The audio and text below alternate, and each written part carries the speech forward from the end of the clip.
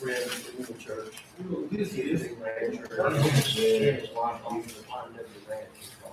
Perfect, perfect. It's a big tourist. They also have a working ranch down. You want to be on there? Yeah, I don't care. Makes a difference when you're in there. In the kitchen. So you have, I don't know, is this okay, right? Yeah, it's fine. All right. Hey, babe, since we're not using that microphone, we're just gonna stay right here. I mean, maybe if we do I'll move just a give you little, your fries, huh? maybe if we do move over. Bacon cheeseburger plain. So that might be mine? No, this one's a junior, right? Yeah, that's a junior. Okay. You passed the ketchup. Yes, I asked them no. What do you need me to do? Let's move down one. So we're gonna move down one. I'm gonna see if maybe if I get the camera here, it might catch more of them. Bacon cheeseburger, dry, combo fries. Well, I mean, if you're repeating the question, then it's whatever. No worries. You want to go further, then we can. Doesn't matter. Just in case. Let's see. That's what I was like, I can do that. I don't know why, that makes perfect sense. Oh Lord, I feel that.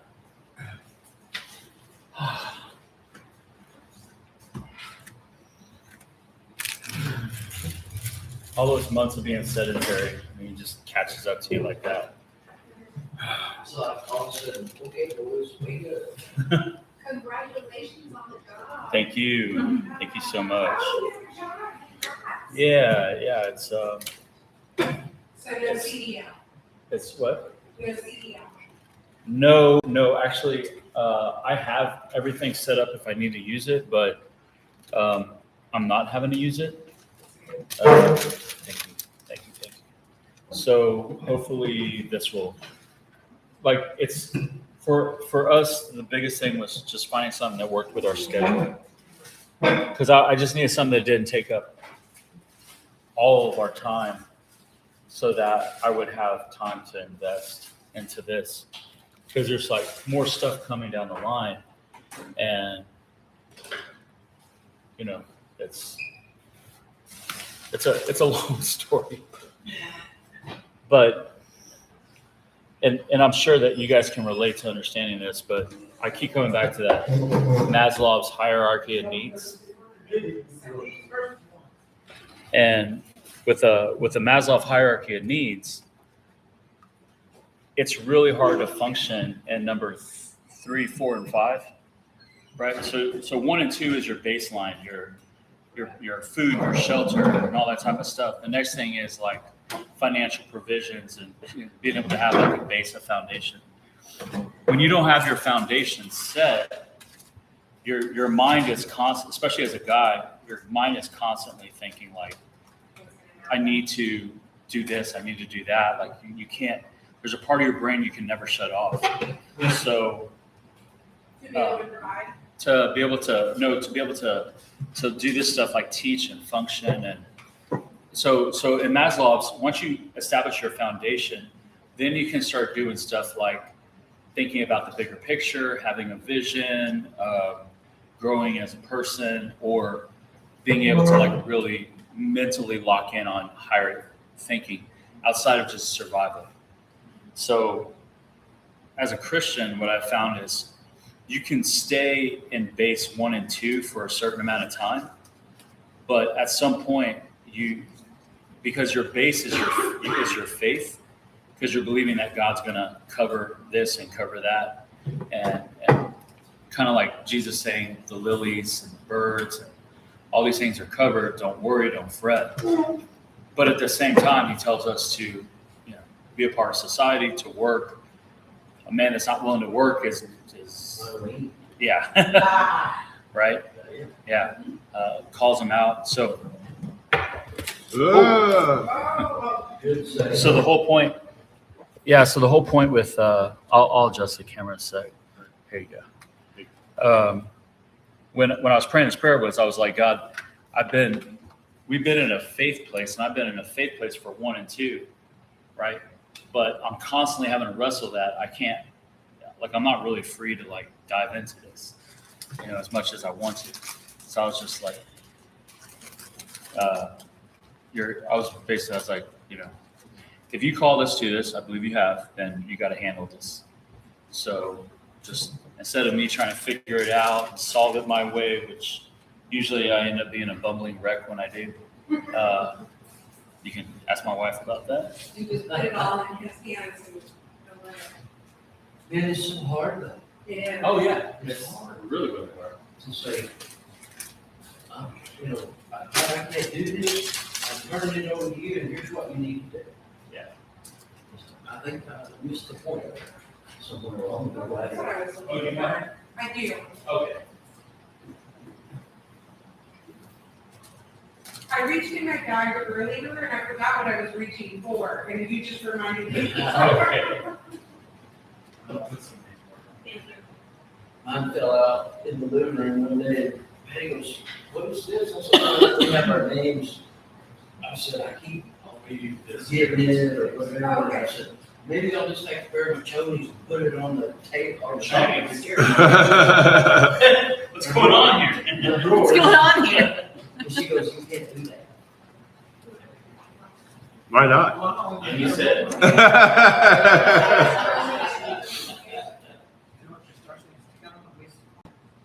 you said I'm Batman. I can do It's it. dry erase. Oh. Okay, I'll be right back. Like, you're not my mom. You can't tell me what to do. Hey, will you film mine while you're at it? With zero? Why are you doing that? To be nice.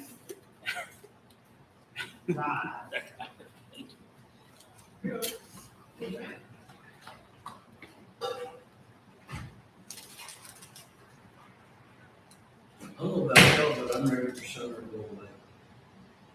It's I'm right here. it's nasty. Yeah. My baby's in my door, yeah, okay, wait, it's hot. I said, we calm down, I went all the way up to the HOA office, and they're like, $20. Well, you can buy another one, I said, Yeah. I've been going out around noon and like doing like a 2-mile run. And it's not that bad. I mean, I have to wear sunscreen, but it's not that bad. You get a breeze here and there The outside. lady didn't walk It till does. If you're 6. sweating, that means that. I didn't walk till 8 o'clock this morning. Look who it is. Bridget, Oh my forever. gosh, it's been forever. Good, how are you? Good. Good to see you. Yeah. How are you? Yeah, it's awesome. We did. It was so nice. That's awesome. How are you? Can you hand me that roll? You're still back in school yet, or they ready to make it move? He moves into his apartment August 20th. Hi. How are you? Good. Missed you, bud. I missed y'all too. How was the time off? Oh, it was nice. Yeah. It was very nice. Hi, Mother. Hey, what's going on? Come over and give you a hug. I got so much stuff in my hands. Good How are to you? see you. Good. How are you? Where's Randy? In the line getting some food. You went on a cruise, right? Yes, we went on a Mediterranean cruise. It was so nice. You'll have to show me pictures later. I will, yes. When we went to, Kushadasi, Turkey, we went into a house that they said was possibly Mary's house, Really? that she lived in after the crucifixion. That's cool. Oh, Yeah. It was a small, I took a picture on the outside. They wouldn't let you take pictures Does inside. Steve know you went to Turkey? He loves Turkey. No. He loves turkey. I have to talk to her about it. Not at Thanksgiving. He likes to go. She went to Turkey. Yeah, Oh, I told her. she said you didn't know. I told Randy to say hi to my friends. Oh, well, he did. There Say hi to my little friends. you go. Yeah, Turkey was amazing, wasn't it? It was very nice. The whole trip was nice. She said they were at a house that they claim Mary was that after the crucifixion. Which Mary? Mother? I don't know. Oh yeah, Randy was mentioning that. Yeah, a small house in Kushadase, Turkey. Okay. We went in the, Did you guys go to Ephesus? no, we didn't go, we passed through and there's still just, I saw a pillar and some stones that are there.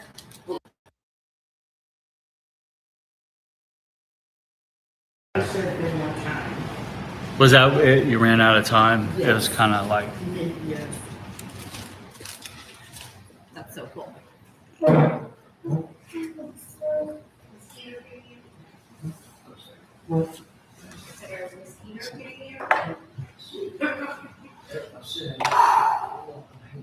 okay. And they go. Don't be nasty. I feel like I need to switch places. Don't be nasty. Not like last night. Well, last night. I feel like I need to switch. Hey, what happened to Venus? I thought you had some. I thought I had some too for myself. Poor Bible. Well, what did you do with them? I don't know. That's why I was wondering if I left them with you. No, but I have more. Okay. I'll need them. I'm gonna need to get my Bible rebound soon. It's been through war. Slow. Yeah. Oh, my backpack. Oh, thank you. It's been the war on your back. It has. My backpack's ruthless. It's like door the door's backpack. Like it. I'll be over here. Hey, Michelle and Vicky. Peas in a pod. Good to see you guys back. Congratulations. Thank you. Thank you. What's up with the job? So a friend of my brother, a friend of our family, we've known him a long time. He has a chemical distribution company. And so basically it's warehouse management, chemical distribution type of thing. It's Something you're interested in? I've done it before, so I wouldn't say there's a passion or anything. It's just really highly it's just a really good situation, you know. Yeah. For to complement this, it's a really good situation. Yeah. Yeah. And it honestly it gets me outside. Ooh, it's gonna fall. It gets me outside working, sweating. Yeah. So yeah, that warehouse is gonna be brutal. Yeah. Warehouses are not air conditioned, are they? No. But it's gonna be fun. All right, Ruben, Amy. You can't sit there. I want to bring you guys in. I want to bring you guys in closer, because I want to try to get more voices. Yeah, you too. Unfortunately, I think so. I think that'd be better. Yeah. Oh, dang it. Sit right across from her. Huh? Yeah, please. Sit across from her. Yeah. I'll just yell. Yeah. I will say that last week when I was visiting, Yeah. depending on who it was talking, the men, their voices were a little bit louder and you could hear that volume better. A lot of the women more soft spoken, and so it was really hard to hear them. You can tell they were talking, it's really good, I would say, saying. So, like, did it sound like we had like paper over their mouth or kind of Last week. muffled? The women definitely sounded muffled. Some of the guys sounded muffled. The funny thing is Johnny was like, whenever he would talk, you could hear him. Yeah. But I've heard that my whole life. Your voice was sounding loud enough, and it was clear enough, and I think your tone, for myself, and I don't know about other people, but I have a range, right? I can't hear up here, I can't hear down here. Okay. And you're in that range, so that helped as well. But And I just noticed that your voice came across very clear. It was almost like you was like right there, right? Johnny? Yeah, Johnny. And some of the other men, and it may have been depending on where they were sitting, I could only hear you, Mo. But I think also it may have been that depending on which way you were facing with your mouth. Yeah. Like if you were like talking to somebody over here and it was, Would it be that big of a difference? yes, Oh, wow, okay. yeah. So if you were like facing, you know, The the microphone? center, yeah, it was, you could hear, but it was like maybe if you were trying to talk to someone down there. I have one. Just that difference in the with the little, you could still hear, it wasn't clear. And then it became I would assume Okay, Brandy okay, would want okay. it. Good to Anyway, know. that was. She needs one. Oh, never mind. Just kidding. He won't want one. He's gonna cheat off her.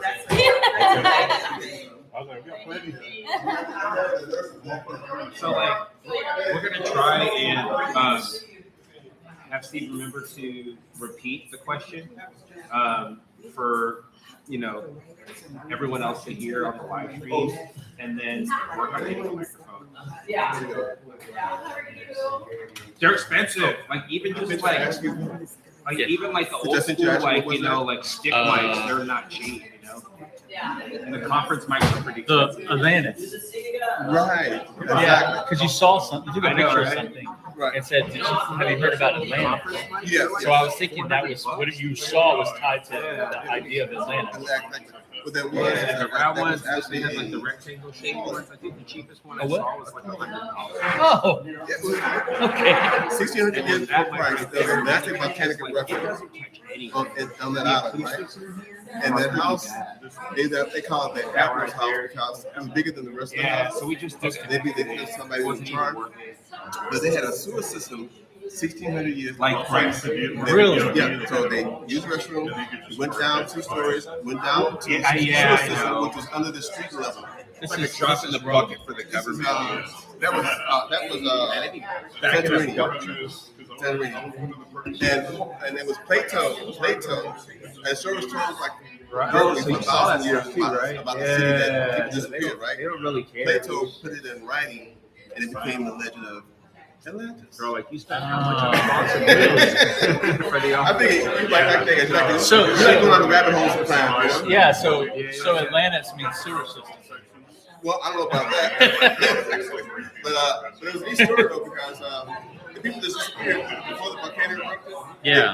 they left the city and just vacated the city, and they were seafaring people that were traders, right? Right. So in the Admiral's house, there was a mural, and in the mural, there was dark-skinned people, and there was lions in the picture, right? Well, them on I'm lions putting 8 in hours on there, Santorini, whether I so work they 8 must have hours or visited. not. Like sometimes I work. Right. Yeah. I mean, North I've worked Africa from like has 7 some of the most phenomenal Roman ruins you could possibly get your hands on. And some days I But- work like from 7 Well, to this is 8. first off, it's wild right there. Just because after the whole Muslim Brotherhood, the Arab Spring, they kind of like unsettled Tunisia and all that area in Libya. As a contractor, But- they just want you to like make sure you Like, you know, when you were at the ruins, they had like, hey, don't touch this. We got to. Over there, it's like you can just walk over there and like Instagram your way to glory with. But, like, You could be right in the middle of it, touch it, do whatever you So want. like for Hold the play. No, You just gotta brave we're the very aggressive population that could be there after is like a sub. there. That's awesome. I'm a prime. I'm a prime. Yeah, That's we're it, lucky. that's it. Like even when they have what do they call government walkouts? You know what I'm talking about? Like that when like they have stop pay, like everyone if you're like basically if you're a GS or an SS, like they basically you don't get paid. People disappeared. I don't know Yeah. how they arranged it, but we still get paid. We still have to come to work. They in the sea. Oh yeah, sorry.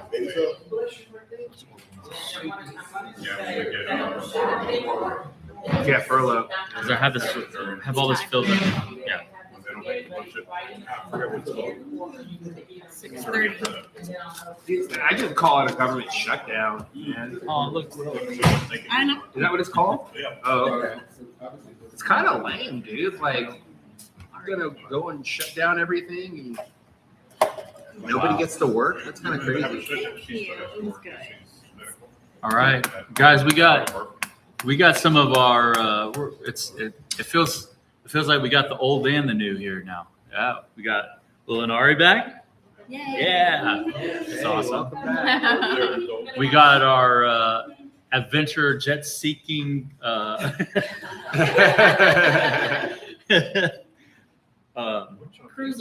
cruisers back. And we got the dynamic duo back. That's awesome. How's your husband doing? These two. He's good. Yeah. Oil field. Always calling. These two are back. Yeah. Ruben and Amy. Ruben and Amy are gonna be our tour guides for the next float down the river. That was fun. Oh my gosh, I was so jealous. I was like, Steve, they went to the river and they didn't invite us. We're like, we can't get away from their party. Yeah. So our birthday's too, gosh. Let's see. So, Do you want to see the mic levels? oh, no. I was looking at just when we have somebody that comes in, if they jump in and they have a question, or if you see anybody come in, if you could just kind of like greet them, let them know your head and everything up. And yeah, Oh, do I need to put it in the? you can. Yeah. All right. So it's time to get going. Obviously, usually we have people that are trickling in, and we'll kind of just kind of let people come in, get settled in as they come in. Last week, this ended up being a distraction. So we've been working on trying to how to keep this going for anybody that wants to jump in live, but at the same time, not letting it take away from this time. So my brother Mo is stepping in to kind of handle the tech side of things and to be the chat master. So if there's any questions or anything, observations that the group has, and last time they were on a really, really big delay, like it was like 3-minute delay or some crazy thing like that. So we'll hope that that's not happening here. But if you're joining us live, welcome. We're getting ready to get started, and we're gonna stay on task today. So last couple, we've kind of let things kind of get loosey-goosey, and we've kind of been all over the place.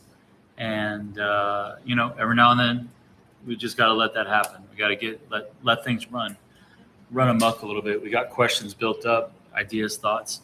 But this one, we really want to lock in on 13, but specifically 14. So I'm gonna kind of not let us get too lost in the deep dive conspiracy theories and stuff like that. We kind of fleshed those out last week, and kind of get back to the way we used to do it, and just walk through it and work scripture, stay within the questions, and just kind of go through it.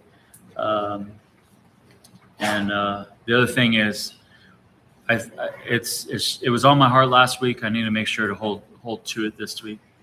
We need to make sure that we're praying in the spirit, handling the spirit world.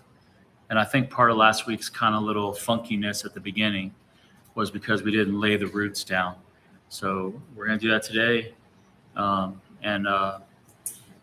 If anybody loves praying, if that is their gifting, let me know, because it would be great if we had somebody come in and help pray for the room, establish it so that every person that walks through that door is walking through a spiritual filter, and whatever strongholds and demons and things that are nagging and all that stuff, it gets muted and shut up.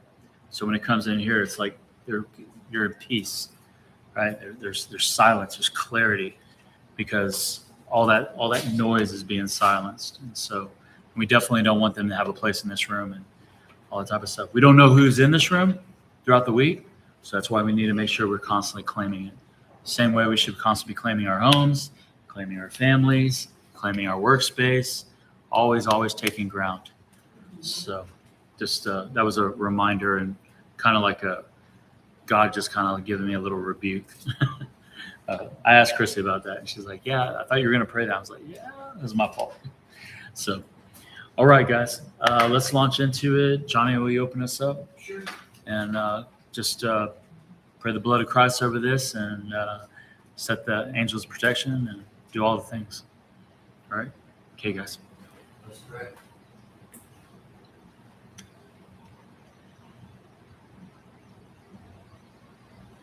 You know, Lord, sometimes it's kind of sad, I guess. I know it hurts my heart when I take for granted things that I know, and don't just embrace them and take them into my heart and my mind and my spirit. We know that you are our God. You are God.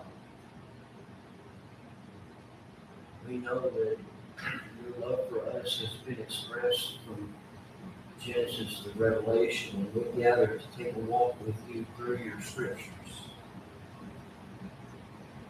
And in the time that the people we've studied so far, they didn't have everything we do. And it just struck me that when the Hebrew people, the Israelites, when they were journeying with you under your guidance and saw you in ways that maybe we might not, and when things didn't go right, they got mad and whined. A little more whine, I guess. And yet, we know the Messiah, our Savior, your Son, Jesus Christ. And sometimes I take it for granted. But this I know. And with the privilege to begin our time this evening with prayer, Lord, I pray that the blood of your Son will surround where we sit. Amen. Yes, Lord. This place. Yes, Lord. Claim this in your name, Jesus. Sometimes I think maybe I would take my shoes off more often. Because where you are, Lord, you know it's holy ground, and this truly is holy ground. Because we come to seek you and to learn about you and to fellowship with these amazing folks that you have blessed each of us with to be a part of our class. And I know, Lord, without a doubt, that when we gather in your name, evil, darkness, anger, hatred wants to come in and rip it apart. This we know when we claim tonight that nothing can stand against us because of you. So we pray, Holy Spirit, that you will touch our hearts and minds for clarity of thought and understanding so that we can learn more and grow closer to you, Lord. Whoever may come through that door, for whatever reason, may walk in, Lord, we pray that because you have surrounded us, I believe with your arms. Maybe we can't see them, but we sure feel. We know that whoever walks in here, we pray, Lord, that they will know a spirit that might not be outside that door. So be present with us. We praise you, Father. Holy Spirit, we celebrate the fact that you guide us with every breath we take. In Jesus, how we love you. In this prayer tonight, as we begin, we ask in Jesus' name. Amen. Amen. Thank you, Johnny. Thank you. All right, guys. Let's just jump right into it. I'll give us a real quick recap. That's kind of where we get a little bit lost, is in the recap. And so what I'm gonna do is I'm just going to give us a real quick recap. But before we do that, let's go ahead. We're going to read together. We're starting in Exodus chapter 13, verse 17. We're going to read to the end of the chapter. And this is where we're going to start. This is one of the places we're going to start with dealing with the geography issues that have been kind of plaguing this situation. So, Exodus chapter 13, verse 17 through 22. We can go, let's see. Let's go this way. And just if you're reading, if you want to read, just make sure you read with a strong voice to try to get as much of it into the audio as possible. All right. So, command James Earl Jones' presence, and just Morgan Freeman, whoever you want, just strong, authoritative. I was trying to think of a strong, authoritative woman's voice, and I was like, there's one, Meryl Streep. But when you're reading, just speak. Meryl Streep. That got Roz's. She signed off on that one. Yeah. And we'll. And if I repeat your question, if I repeat something you say back to you, it's because I'm doing it for the sake of the audio. All right. Okay. All right. So Exodus chapter 13, starting at verse 17. Exodus 13, verse 17. When Pharaoh finally let the people go, God did not lead them along the main road that runs through the Philistine territory. Even though that was the shortest route to the promised land, God said, if the people are faced with a battle, they may change their minds and return to Egypt. So God led them in a roundabout way through the wilderness toward the Red Sea. Thus, the Israelites left Egypt like an army ready for battle. Moses took the bones of Joseph with him, for Joseph had made the sons of Israel swear to do this. He said, God will certainly come to help you. When he does, you must take my bones with you from this place. The Israelites left Sukkah and camped at Etham on the edge of the wilderness. The Lord went ahead of them. He guided them during the day with a pillar of cloud, and he provided a light at night with a pillar of fire. This allowed them to travel by day or by night.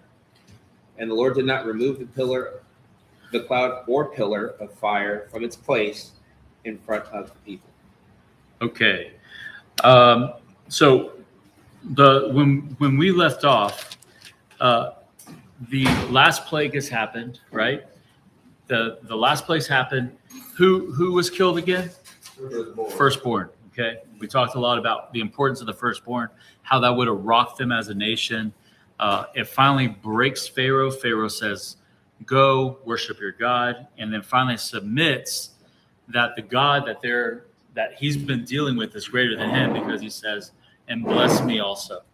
Right. So as a God, he's supposed to be the one above everybody else, but instead he's asking for the blessing. And so when we leave off, the people have pillaged the Egyptians on the way out of whatever they could think of to ask. And the people were like, go on, good riddance, get out of here. And then we talked about the ordinance of the firstborn and why God would choose to have the firstborn sanctified to himself, but how to redeem the firstborn, right? And of course, we talked about the angel of death and what that could have been, and we kind of rabbit trailed into that one, and how far that could go. But what we knew and what we had, the conclusion was that God was fully and always in control. And that's where we leave off. So now we're in the process of, they are finally released.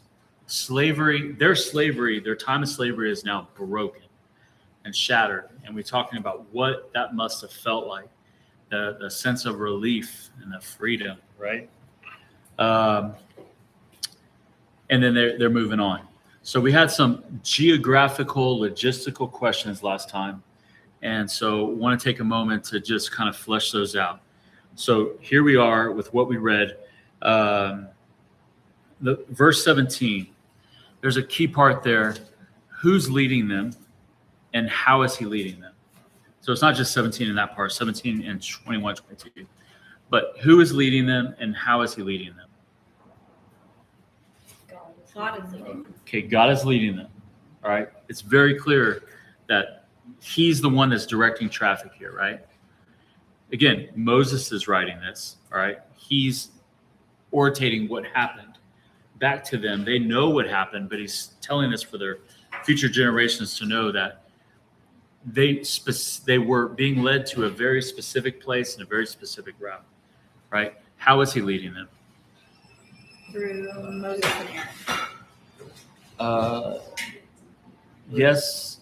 Well, no. And What'd you say? okay, that's maybe a better way to ask. Oh. How is he leading them? And go ahead one more time. Pillar of cloud, pillar of fire. So, and why the two differentiating? Okay. So at night it would be a fire, right? Which, I mean, that's a sight. I can't even imagine what that sight's like. What about the cloud? What do you think that was like? Because I never really thought about the cloud. Everyone thinks about the fire. I think about the fire because the fire at night's pretty dang cool. But what would a pillar of cloud look like? I vision it as a thunderstorm in the sense of being generated far greater than just a natural thunderstorm in the level of darkness that it can't be seen through. It's Okay. all the way to the ground. It's just you're not going to see. Just And if you try to go in it, you're not going to know where you're at. Okay. Nice. All right. That's interesting. Remember that description for a little bit later. Yeah, like a concealment, just to hide where they're at. Okay. It says shade, because it's so hot. Right. Well, do you think? Well, but it's a pillar. Right, so pillar, if it says a pillar of cloud, who's to say that pillar is this way or this way? But Well- a pillar of cloud, it could still be a cloud, and then there's a pillar ahead, I mean, it doesn't really say, but it leads them a certain direction. Yeah. GP, like God's GPS. Yeah. Well, and do you think that? And again, we're imagining here. Do you think it was touching, like from sky to ground? You know, they had to look up because they were, you know, you gotta read the whole thing in context, I guess, but. Well, I'm curious why you asked the emphasis on the pillar, because I thought the same thing as far as comfort, through the shade, tonight, so I guess I forget the other question. Okay. Why the pillar? I wish I could tell you I have a direct answer for that. I simply have a theory. A pillar was basically something that was touching, like a pillar holds up, right? It stands between roof and ground. That's why I was like, the pillar of fire is that touching heaven? Is that coming from heaven itself, touching earth? And then the pillars are doing the same thing. And the reason I'm asking this is we just, I don't know if Bridget and Randy were here for this, but we just had our first real tornado touch down in San Antonio in a certain amount of time. And, you know, you look at video of that. I look at video, bless you. Thank you. That's enough blessings to last you a week. I know. I don't need to say it for a week. I'll just say, you know. You know, when you see a tornado, it's an impressive thing, but it's going through something you can't really relate with. But when you see it tearing through the Palladium and on I-10, you know, running parallel with it, you're just like, oh my gosh. Like, I don't know. It's so much more real, surreal. But I just remember images then of that and others where it's coming from the sky to the ground. But I have seen it in West Texas where it's a whirlwind, but it's not destructive. It's just doing this, but you can see it. Christina on chat, she said she imagined it like a tornado. Yeah, exactly. Like what Christina said. She said she imagined it like a tornado, like a controlled tornado, right? So I don't know. I was just wondering what imageries were popping in your head and that type of thing. And I'm asking that for a specific reason. It's because we've all been exposed to different Sunday school classes, different teachings, different movies, right? Different portrayals of this moment. And the easy one for them to portray is the pillar of fire. I don't really ever see them portraying the pillar of the cloud, right? So I was just thinking, what imageries do you have in your head when you guys are thinking about this? But either way, it's who's leading them? God, right? And he's doing it. He's doing it. See, he could have just said, "Hey, Moses, go this way," and they could have been like, "All right." And so they just like a crowd are just moving in this direction. I think, and that's one more thing to the pillar. The reason it's the pillar is even the people in the back of the line can see what's going on.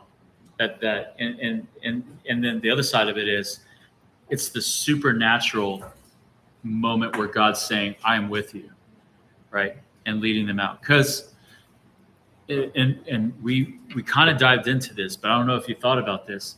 Remember I asked you guys, what would it have been like to be a Hebrew slave leaving for the first time? All right. This is the part that gets lost. I've seen this get lost several times. All you've ever known is Egypt. You've heard of a promised land. You've seen travelers coming from another way across because they have to come. I'll bring up the map, which is not great because it's not big enough. But it's got to move from. I'm sorry, bro. No, I was going to hold it for you. Oh, okay. Yeah, thank you. So it's got to move. People coming from Canaan are following this trajectory, this travel trajectory. It's actually here in your notes, in the printout that you had for those of you to inspect. It's following this line. This is a travel road going across. There's a river going right through here. That's the Egyptian river or something like that. But they have to go through Goshen to get down to, let's turn it this way. They have to go through Goshen to get down here to Pithom, to get to Ramses, to get down to not Ramses, but some of the other Egyptian spots. It has to go down through here to get to the Nile. So they know that people have been coming and passing through, but they have not had the chance to do that. So did anyone by chance take that into account? And if you did, what were your thoughts? What do you think the emotions were like for the Egyptians leaving? I'm sorry, the Hebrews. I would think definitely a lot of fear. Okay, a lot of fear, right? But do you think that when they left with fear? Well, so your initial time, your first time reading this, were you thinking, oh yeah, there must have been fear as they were leaving, or were you thinking they must have been rejoicing and? I think they were all good at chicken dance, right straight out into the day. There you Okay. go. There it is. You know, they Can you show us this chicken? I've been asshole all my life. Is that your legs or you riding the chicken? But I think there was a measure of, I'm not sure at this point it was fear. Excitement tends to push a lot of things out. Yeah. And everything, I think there's fear in newness, Right. Yes. but this was so huge. Yeah. And it had been, I'm guessing, dreams for generations of the Hebrew people. Mm-hmm. And all of a sudden they're doing it. And I'm thinking, man, if great granddad could be here, he'd be doing chicken dance. Yeah. And I think the chicken dance probably petered out. Early on. Yeah. Yeah. But it's kind of like the way they were the whole time. Why Yeah. change now? Yeah, God, you're awesome, man. Yeah. This is awful. Who else thinks that it was a lot of, like what were you imagining, Tammy? After listening to last night and going back into the story, everything that they saw was so magnificent and spiritual and knowing who their God is after so many years, that I really think that there's a reference of praise, like an undignified praise, like David, like King David, like we learned last night. After hearing that, to understand where they are at, just the overwhelming position of being free, in that they saw the work of their God for over 400 years. Mm-hmm. I think it was like uncontrolled, stupid dancing praise. Chicken dance. Yeah. So Tammy So said I agree with you. That's the word I was trying to tell you earlier. undignified. Undignified praise. I don't know what I said. I said unsomething. Undignified praise. Tammy was saying that she thought that it was just chicken dance praise, just a spirit of praise after 400 years. And I think that that's the usual mindset when it comes to this. And I'm going to actually need your help on this because unlike what 2020 tried to teach us, I'm a man and there are women and we have different ways of processing things and emotions and stuff, right? So as a man, I would have been excited, right? But I wonder if there was, I think women are more practical and it was kind of like what you were sharing last time about, Jessica, about the kids coming up and doing this and you're like, well, this and that, like, well, where are we going to get water? Where are we going to get food? Where's this? Like, I think women are more practical and guys are just more like, let's do this thing. So, and because of that practicality, I do think that there was an essence of fear of the unknown. Randy. That's what I'm saying. I think also the setting of uncertainty. Yes. Because for all their lives, they were told what to do, when to do it, how to do it. They were in prison. Yes. You know, they were used to that certain mindset of somebody always directing them. Now they get to choose for themselves. Yeah. And so that causes a certain amount of uncertainty. What am I going to do? I've been told my life what to do. Now I have to decide what to do. Yes. So Yes. out of that, them coming out, like you said, saying that women are more practical. That whole time that they were in Egypt, that all they did was take care of the gods. Yeah. Okay. And Yeah. everybody else worshiping gods and all that. And just that mindset they have to switch. And some of them may have been on the fence about their God. Mm-hmm. So I'm still thinking about the pillar now. Yeah, we can get a different aspect. So that's some kind of deity right there, even though those believed Yes, sir. or those that did not, that pillar, like we said, if it was up this way. Yeah. And the pillar of fire like a torch, it led them, that was something, the imagery is just like a deity, that's God, leading them. Right. So even if they were not really there yet. Right. They had to switch their mindset. There's a transference of dependability or Yes. who are you working for? Who are you There's serving? a level of uncertainty. Right. So after all the dancing and praising, they're kind of wore down the heat got in and whatever else. Sure. Yeah. That was a constant reminder of something was there. Yeah. They may not have known it yet. Mhm. What about the other ones that weren't either? Right. Were Egyptian. Yeah. That's just. Good too. And I think, again, as a mom, thinking as a mom from when they had to eat the lamb and tuck their cloaks in and do all that and how panicked you'd be and get the kids to do it, I think it'd be the same thing. Like you would have this sense of joy, like we're getting out of this, we're leaving, but also I'm leaving the only home I've known. Yes. And I have to take my kids with me. Yes. And we have to kind of march into the unknown Yes. and follow kind of blindly and just hope that this works out for us and that we're not better off back, even though we're slaves here. If we go out and die in the desert and I'm taking my kids out here into the desert with me. Yeah. So I imagine that there was a lot of I don't know if it's fear or apprehension or worry Just about, uncertain. well, you're like, Yeah. you're rejoicing that you're getting out of the situation. I think you're also very Yeah. apprehensive and nervous about taking your family into something that you don't know how, I mean, you don't know how it's going to turn out. And that's the thing, I think, that when we put ourselves in their shoes and realize these are human beings, they go through feelings, they go through emotions just like we do, right? So that there's a mixture of, yes, we can imagine like, hey, you're out of slavery. You're going to be out there dancing in the streets. Everyone's going to be so excited. You would not think that there would also be like, what are we walking into? Like the uncertainty. Did anybody in chat have something? Yeah, actually, Christina was saying if, like, because there's two aspects of being a mom, I guess. One is if you have kids, and the other is if you don't have children. If she didn't, she'd be excited. Right.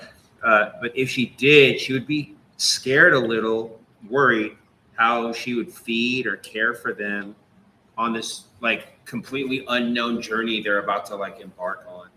Because the Egyptians were providing for them everything that they needed to survive, right? So yes, there is like, where am I going to get this and that? And they have cattle, they have stuff. They are going to have some grain. They're taking some bread that's still, not fully, I think it's ready, but some of it's not all ready, But then it's like, well, you get, like, how long is that going to last, right? Vicky? I was gonna say, I think we can all remember when we turned 17 or 18 and it was time to leave home. And there was that excitement of finally getting out of here because like for so many years you wanted to. And now you're getting to, and you're going, oh my God, now what So you leave with your suitcase of clothes, you got a bag of food, and what do I do next? Yeah. And there's the excitement and uncertainty, fear, there's just a lot of mixed emotion. But I think we can all probably go back to when we were 17 and 18 and we left home for the first time. They're leaving home for the first time. The reality really sets in when you're walking out the door with your Xbox and your dad snatches it and says, my Xbox.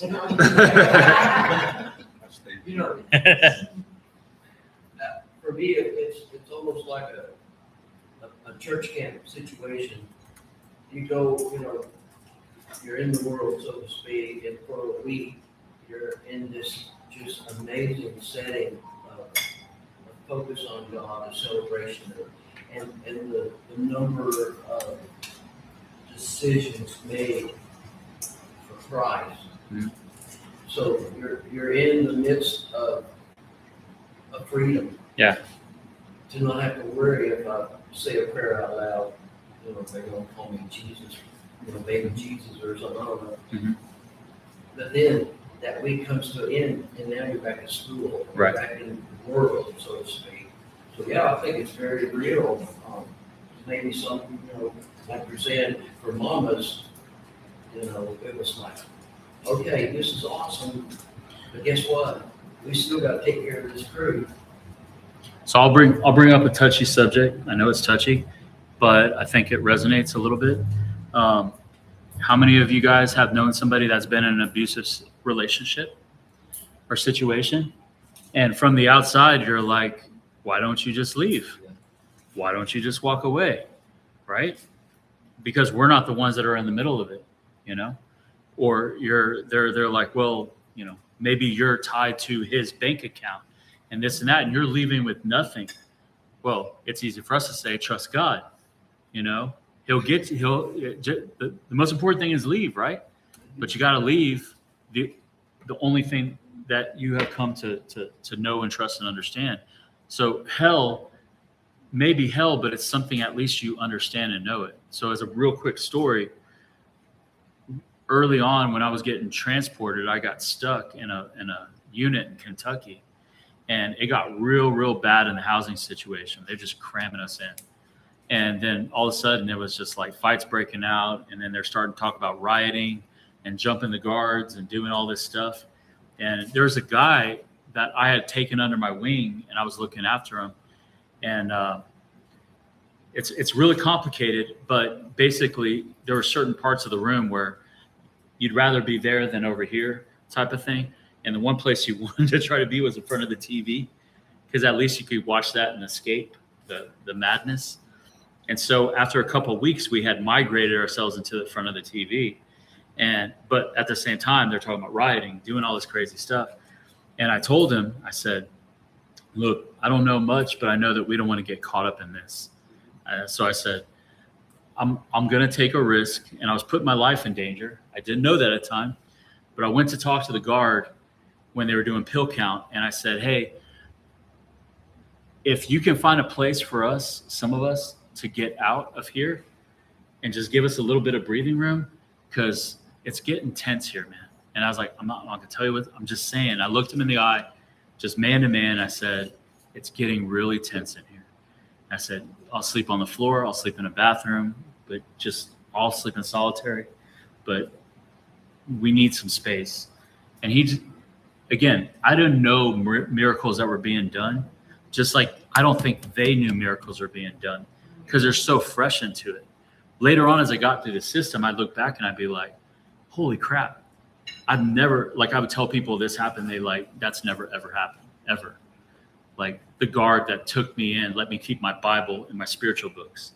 You're not allowed to keep anything. No one ever lets, but just God spoke into his heart, let me keep it. Like miraculous things being done. Guards don't listen to you in prison. They care less about you. But so I went back, I sat down. I could tell people were looking at me like, hey, what the heck? Like, what were you talking to that guard about, right? So our tension's building, everything's building up. And I lay down and I tell him, I said, well, this is what happened. I said, look, I don't know what's going to happen, but if there's a chance, just be ready to move.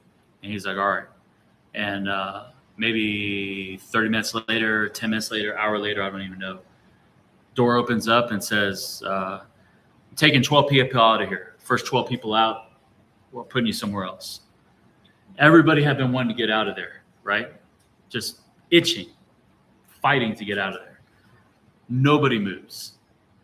Not one single person, right? Except me. I'm grabbing my Bible, my book, my things. I'm like grabbing it. And I looked at him and I go, grab your stuff and go. And he's like, but we're in front of the TV. He's like, what if they don't have a TV? And I was just like, I think I said something godly, like, to hell with the TV. But I was like, I said, I can't wait for you. I got to go.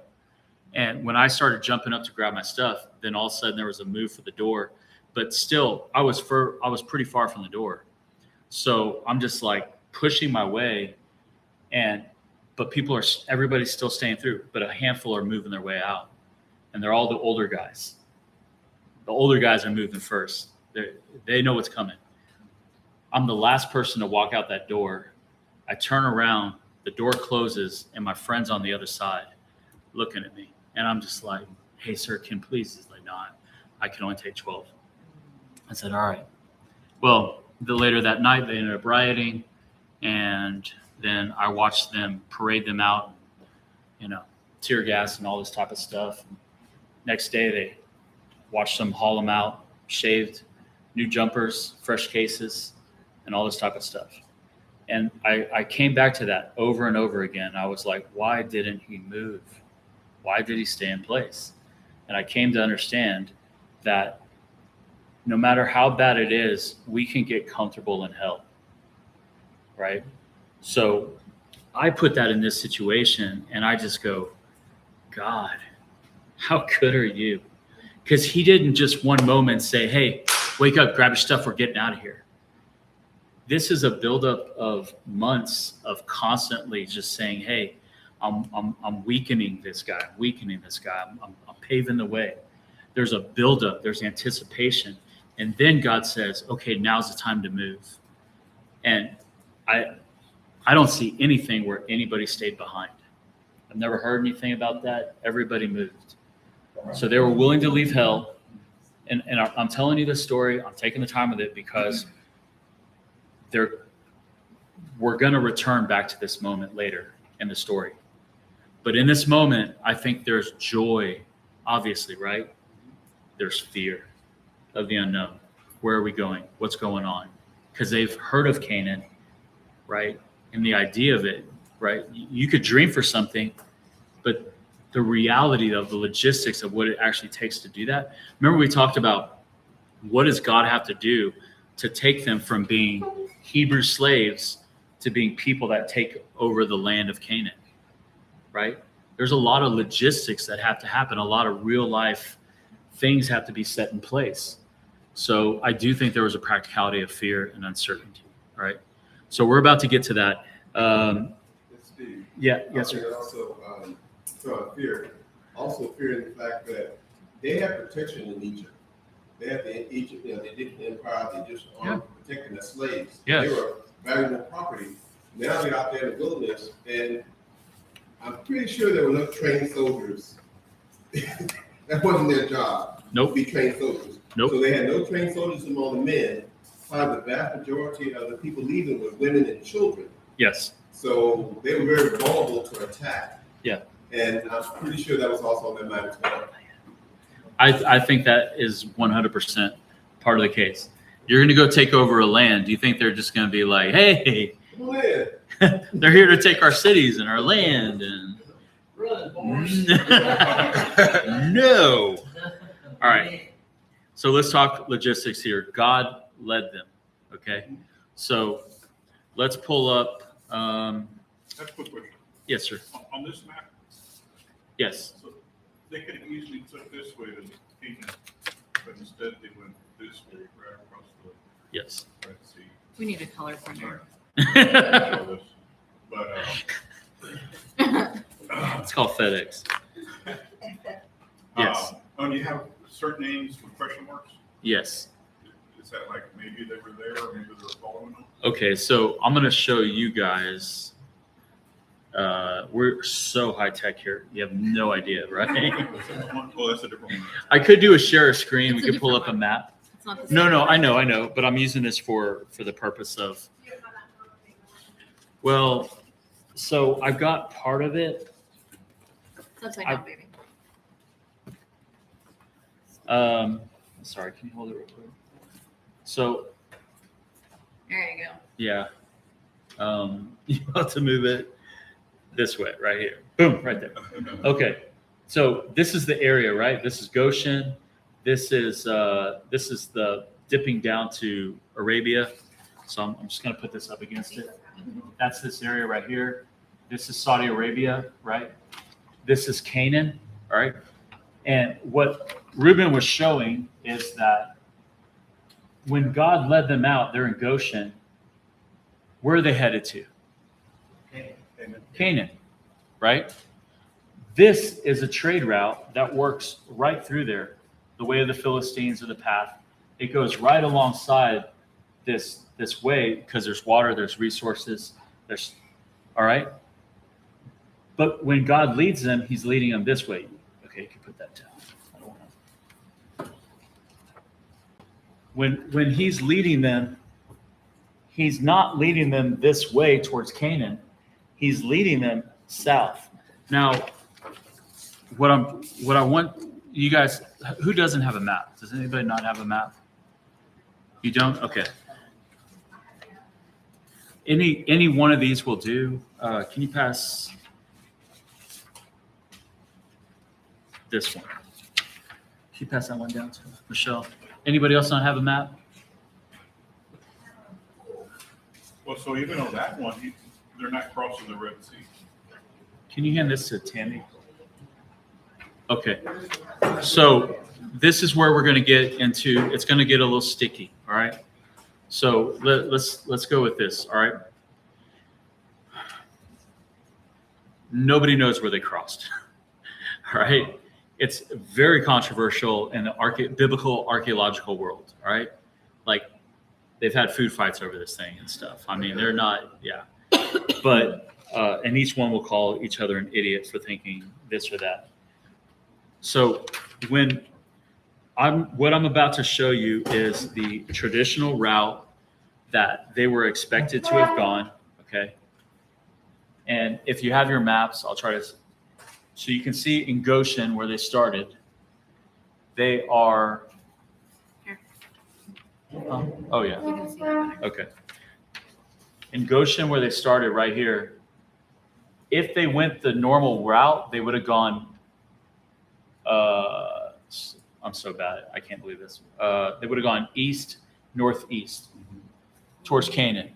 Instead, and this is why I said, who led them? God leads them. Which way does God lead them? This is the only thing that they all agree on. Okay? They all agree that they didn't go this way. They did not go northeast. All right? They went south. Now, the traditional route believes that they came down here in that Succoth and Etham that are mentioned as the way that they're going is right before this part of the Red Sea, right? Suez. All right? So the Red Sea is split around Saudi Arabia. You have Suez, the Gulf of Suez on the west side of it. And then on the east side, you have the Gulf or the Sea of Aqaba, right? I might be saying that a little bit wrong, but that's the other side of the sea, all right? Traditionally, it's believed that they were crossing somewhere over here in this northern tip of the Red Sea, okay? Right around this area right there, okay? So on the part that says the traditional map, it's going to show that's where they crossed. Once they crossed, then they started making their way down the peninsula until they would get to Sinai and then later come into Midian. This other guy that made a really good case says that he believed that they actually moved their way all the way down and that Succoth and Etham were in this area in this very southern tip, and where they crossed was actually at this part of the sea of Aqaba down here, crossing into Midian from that point, right? But Go ahead. I didn't know, and they might not say, but I feel like the Egyptians caught up to them pretty fast. Right. So like, how would they have made it all the way down there before they crossed? That's what I don't know. Right. I mean, there's no time frame, obviously. There is none. It just says that, I mean, it's almost like, it seems like a day later, they're like, oh, why did we let them go? And then all of a sudden now they're on. This right here is one of the arguments that's made for the traditional route. The other guy that makes this other push for the one that's further down is that all of this territory was Egyptian controlled. So none of this would have really been considered wilderness up until they got to around this point right here. So it says that they were led in verse 20, then they set out from Succoth and camped in Etham on the edge of the wilderness. All right. So I'm only pointing that out to say that we don't really know where it was crossed. Okay. There's been several different attempts to try to understand this. This is the one that I will encourage you guys to poo-poo on. And this is the reason. Anything that says, so it says that, later it says about a marshy land. They think that they actually end up crossing somewhere right around here at this northern part where the upper river is. So not the Red Sea per se, but actually right over here in front of near the Bitter Lakes. Okay, this is the reason why the reason they're going in that direction is they've been trying to look for a logical pattern as to a place where they could have crossed under low tide, or if maybe this had happened, or there's a part of the sea where it rises up and in that one spot, there's a place where you can cross. The reason they're doing that is because they're trying to have a natural understanding of something. And what I want you guys to embrace, and this was in the questions and the nature of the question. So if you haven't done the questions, I just encourage you to do this so that you can step into the moment of what God was doing. So don't worry about the logistics of what man wanted done. Look at this because God's leading them. Why is God leading them this way? Why is he putting them in the position that they're about to be in?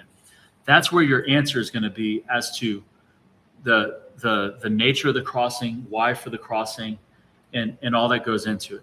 What is God's intention and purpose here? So that Bitter Lakes is not really Yes. actually in the Bible saying Bitter Lakes. It makes a reference to the a marshy land. area? Yeah, which is one of the places where they argue that that's actually this area, and the other guy argues that that's actually this area. That's just two people. Yeah, going back and forth. But nobody knows the actual place of the location. That would be estuaries, that's what that would be. Yeah. So I see what you're talking about. So whenever people are looking for, hey, this would explain, just be like, okay, you're not getting the point here. All right. And we're about to get to that. So I just wanted to kind of set that up. We're going to come back to this. The point is God leads them, and where they actually end up is a really big importance here. So have you heard of the other one that I'll knowledge about, so knowing of the Sea of Reeds? Okay, the marshy lands, the Sea of Reeds. Yeah. Yes, they argue if that's actually, I'll just use this one. It's a little less messy. Over here, where they think Succoth is, all right, just east or south of Goshen, all right, or if it's actually down here where Aquaba is, all right. So again, there's debate. They go back and forth, but we're about to break into the logistics of it. So most important thing, God's leading them. He's taking them where he wants to take them, and where he's not taking them is where? Shortcut, straight to it. He's not taking them straight to Canaan. All right. And to hear why, which I think you're headed, Yes. it's like, man. Yeah. I've got this figured Yeah. Imagine that. out. All right. So let's go into chapter 14. Let's start. We're going to read 1 through 12. 1 through 12. Ruben, if you'll start us off, and then Amy, do you want to read? Not today. Okay. Jessica. Okay. And then we'll let's see. Ari, do you want to read? Yeah, sure. Okay. So we'll move this way. Strong commanding James Earl Jones voice. Oh my gosh. Then the Lord, Yeah, that was good. That was good. then the Lord gave these instructions to Moses: order the Israelites to turn back and camp by Harod, Yep. between Migdol and the sea. Very well. Camp there along the shore, across from Baal-Zephon. Yep. Then Pharaoh will think the Israelites are confused. They are trapped in the wilderness. And once again, I will harden Pharaoh's heart, and he will chase after you. I have planned this in order to display my glory to Pharaoh and his whole army. After this, the Egyptians will know who I am, the Lord. So the Israelites camped there as they were told. When the How about, can you go to 20, or I'm sorry. Yeah, go to verse 5, read through 5. When word reached the king of Egypt that the Israelites had fled, Pharaoh and his officials changed their minds. What have we done, letting all those Israelite slaves get away, they asked. So Pharaoh,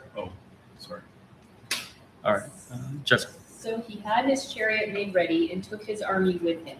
He took 600 of the best chariots, along with all the other chariots of Egypt, with officers over all of them. The Lord hardened the heart of Pharaoh, king of Egypt, so that he pursued the Israelites who were marching out boldly. The Egyptians, all Pharaoh's horses and chariots, horsemen and troops, pursued the Israelites and overtook them as they camped by the sea near Pi-Hahiroth, opposite Baal-Zephon. As Pharaoh approached the Israelites looked up, and there were the Egyptians marching after them. They were terrified and cried out to the Lord. They're only through 12, right? Yeah, through verse 12. They said to Moses, was it because there were no graves in Egypt that you brought us to the desert to die? What have you done to us by bringing us out of Egypt? Didn't we say to you in Egypt, leave us alone, let us serve the Egyptians? It would have been better for us to serve the Egyptians than to die in the desert. Okay. Again, God's giving them very specific directions to start 14. All right. Now, we don't have to, again, they don't have these places on lock, these areas. They don't know exactly where these locations are. If they knew where just one of the locations was for certain, they would be able to lock in an idea of where the crossing is. but these places are not really known. Kind of what you were sharing was that it seemed to happen really quickly, right? Well, that also seems, that's why the traditional route is that they left and they're moving around. Pharaoh's getting word back of where they're going and what's going on. And then he says, hey, what have we done? Right? He like kind of a wake up. But before that moment, when God, we don't have to know the areas, but God says he's leading them back. He's leading them here. He's leading them there. Right? So what do you think God's doing and why is he doing it? Messing with their head. Who said? Pharaoh. Okay. Pharaoh said. Yeah. Okay. I mean, because they've got all these battle-hardened people, and the Israelites are just doing what Moses is saying. No rhyme or reason. It's just that's the way it is. God said, okay, we're going to do. And Pharaoh, you know, he's gathered up the charioteers and all the peeps and all the armed with the soldiers. I mean, and they're the best of the best of the best. And so they're seeing all this going on, and they're going, they don't have a clue. Yeah. It's going to be a piece of cake. Yeah. Well, okay. So as an example, just so we can have a little bit more relatability. All right. It's like California is Egypt and Texas is the promised land. I had to do that. All right. I'm messing north and south up to do this. All right. And they're saying, let's go to Texas so we can worship our God. Yeah. Right. That's where you do it. That's where you do it. Yeah. Yeah. And God met Moses in Fredericksburg. I'm just joking. We know it was Bernie. But the idea is, right? So we're going from California to Texas, and then they take off, and then Pharaoh's like, "Yeah, they're in Utah right now." And like, what? They said they were going to Texas. Yeah, they're in Utah right now, and then all of a sudden they're bouncing here and they're bouncing there, and from Utah they're in Nevada, and then from Nevada they're going back up into Colorado, and then all of a sudden they're stuck right in front of the Great Rockies, right? And so Pharaoh's sitting there going, they lost their mind. They're totally confused because he's moving them around. I'm using the Rockies as an example of it's up against something that like there's no way they can traverse those mountains. There's no way they can get past that barrier. That's where he led them to. He leads them right up to the edge of a sea. Almost like the way it's been described, even though they don't know the area, is that it was like a closed-in area along the seafront so that there's only really one way in and one way out. It's a terrible place to be in a military setting when you have nowhere else to go, right? So Pharaoh, now what happens to Pharaoh when he hears this? He loads all of his people up his chariots and everything, and he's going after them because he thinks he got them cornered and he can go get them and bring them back. What does God say that he's going to do? He's going to use Pharaoh and his army to his glory. So God already knows what's fixing to happen. Obviously, none of the humans do. But God knows that Pharaoh thinks that the Israelites are trapped. Uh-huh. And God's like, I will be able to show my people who I am by taking out this army.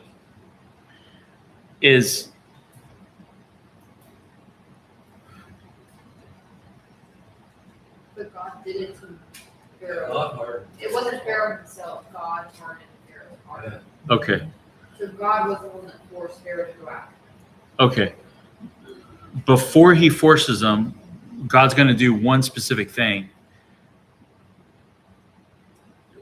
And he's saying what he's going to do in verse 3.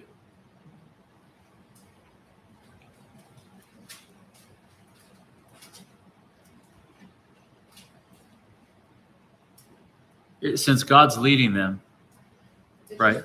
Pharaoh, or he told Moses that Pharaoh would think that they're confused and trapped in the wilderness.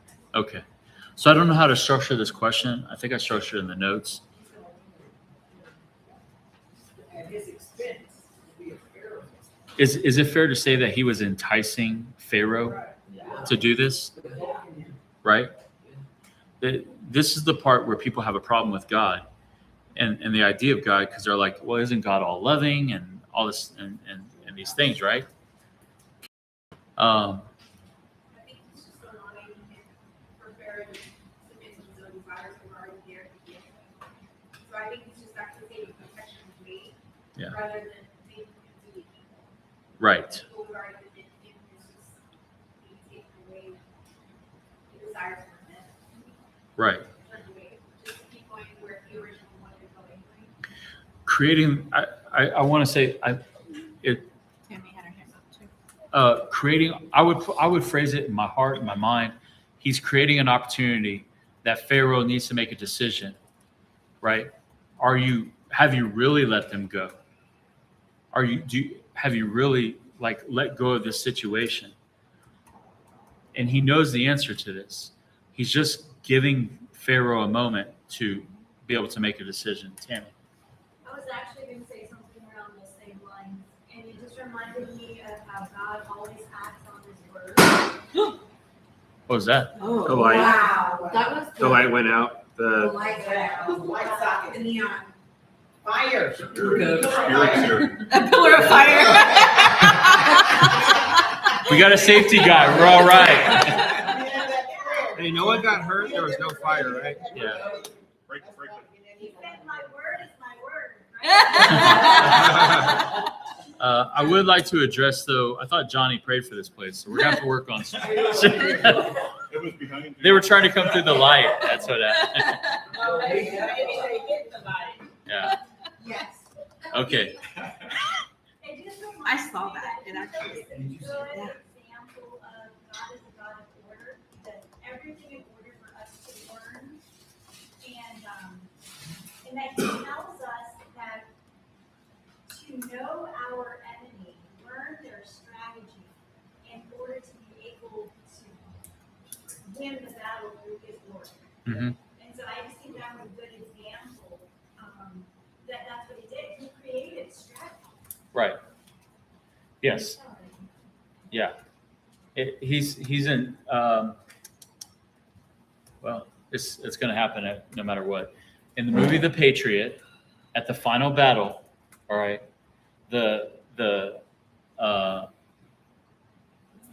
British have no respect for the colonial army, because anytime there's a hardship, they run, right? So when they go to the final battle, Mel Gibson's character says, let's use that to our advantage. So we're going to present the opportunity. We're going to create the stress. Our people are going to run like they expect. They're going to chase after us, thinking that they're going to destroy us. And when they come over that hill, they're going to get a surprise of a lifetime, right? We had a question we Yes. had a comment online. Yeah. Christina was saying that she thinks he was trying to not just do that, but also establish a relationship and spend more time with him. Okay, that's interesting. Yeah.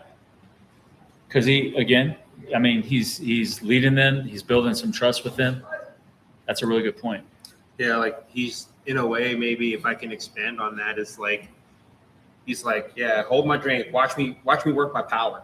Yeah. Right? Like he's got power and they're about to see what kind of power that he has. Yes. That's again, the best way to look at this whole story is look at this from God's point of view.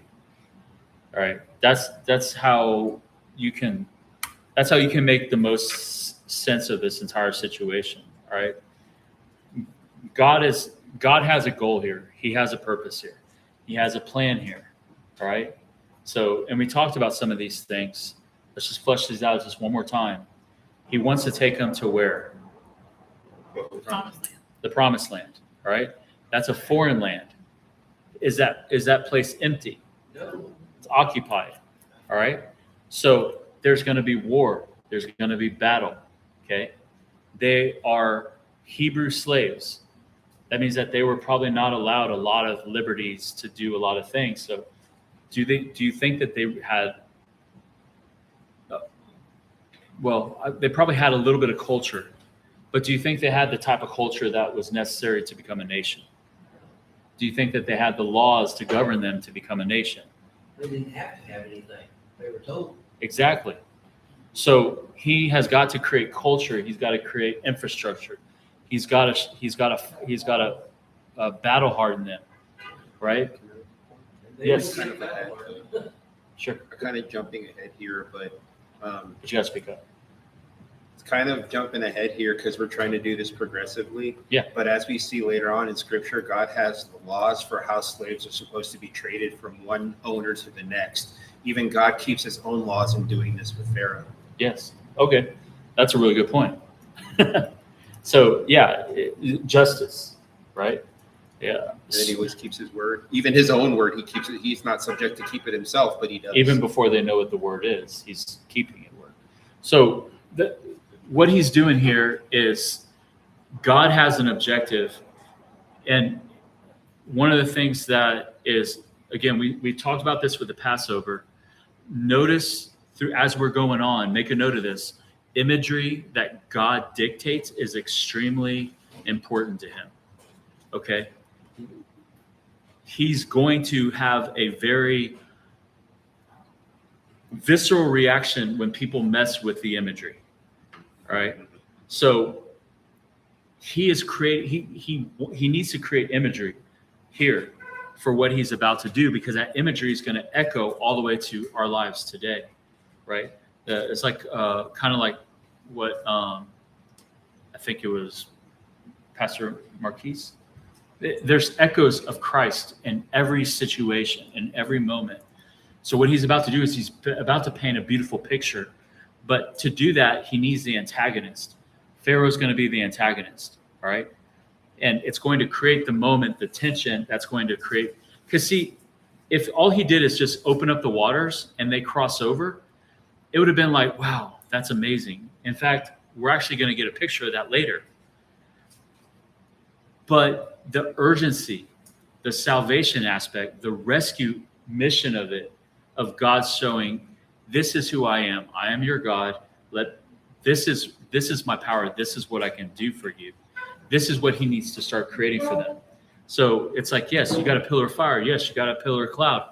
Yes, you've got these amazing plays that I've done. Watch this right here. So is he setting up what you're saying is he's setting up the stage for the layman's term, the foundation here for the wow factor in him, for them to see, because you're focused on imagery. Yes. So if he's using Pharaoh to set it up, to show his glory through Pharaoh. Yes. So then with the imagery, I'm still going back to these pillars, you got the pillars, and we have this thing back here. So basically he's setting the stage Never make a hedge. to show like his attributes, like his power, everything. Yes. And if somebody else says something else to mirror what you're saying, but they're seeing it from a different angle, the answer is yes. Okay. And then there's another yes and yes, because he's not doing just one thing. He's doing like, everyone can point out something different that they're seeing, and the answer is probably yes.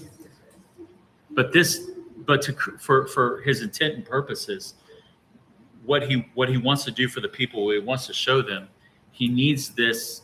He needs attention. He needs this to happen. And again, when we read the Old Testament and we look at God, we are at war with our 21st century first world view of how life is, how God is.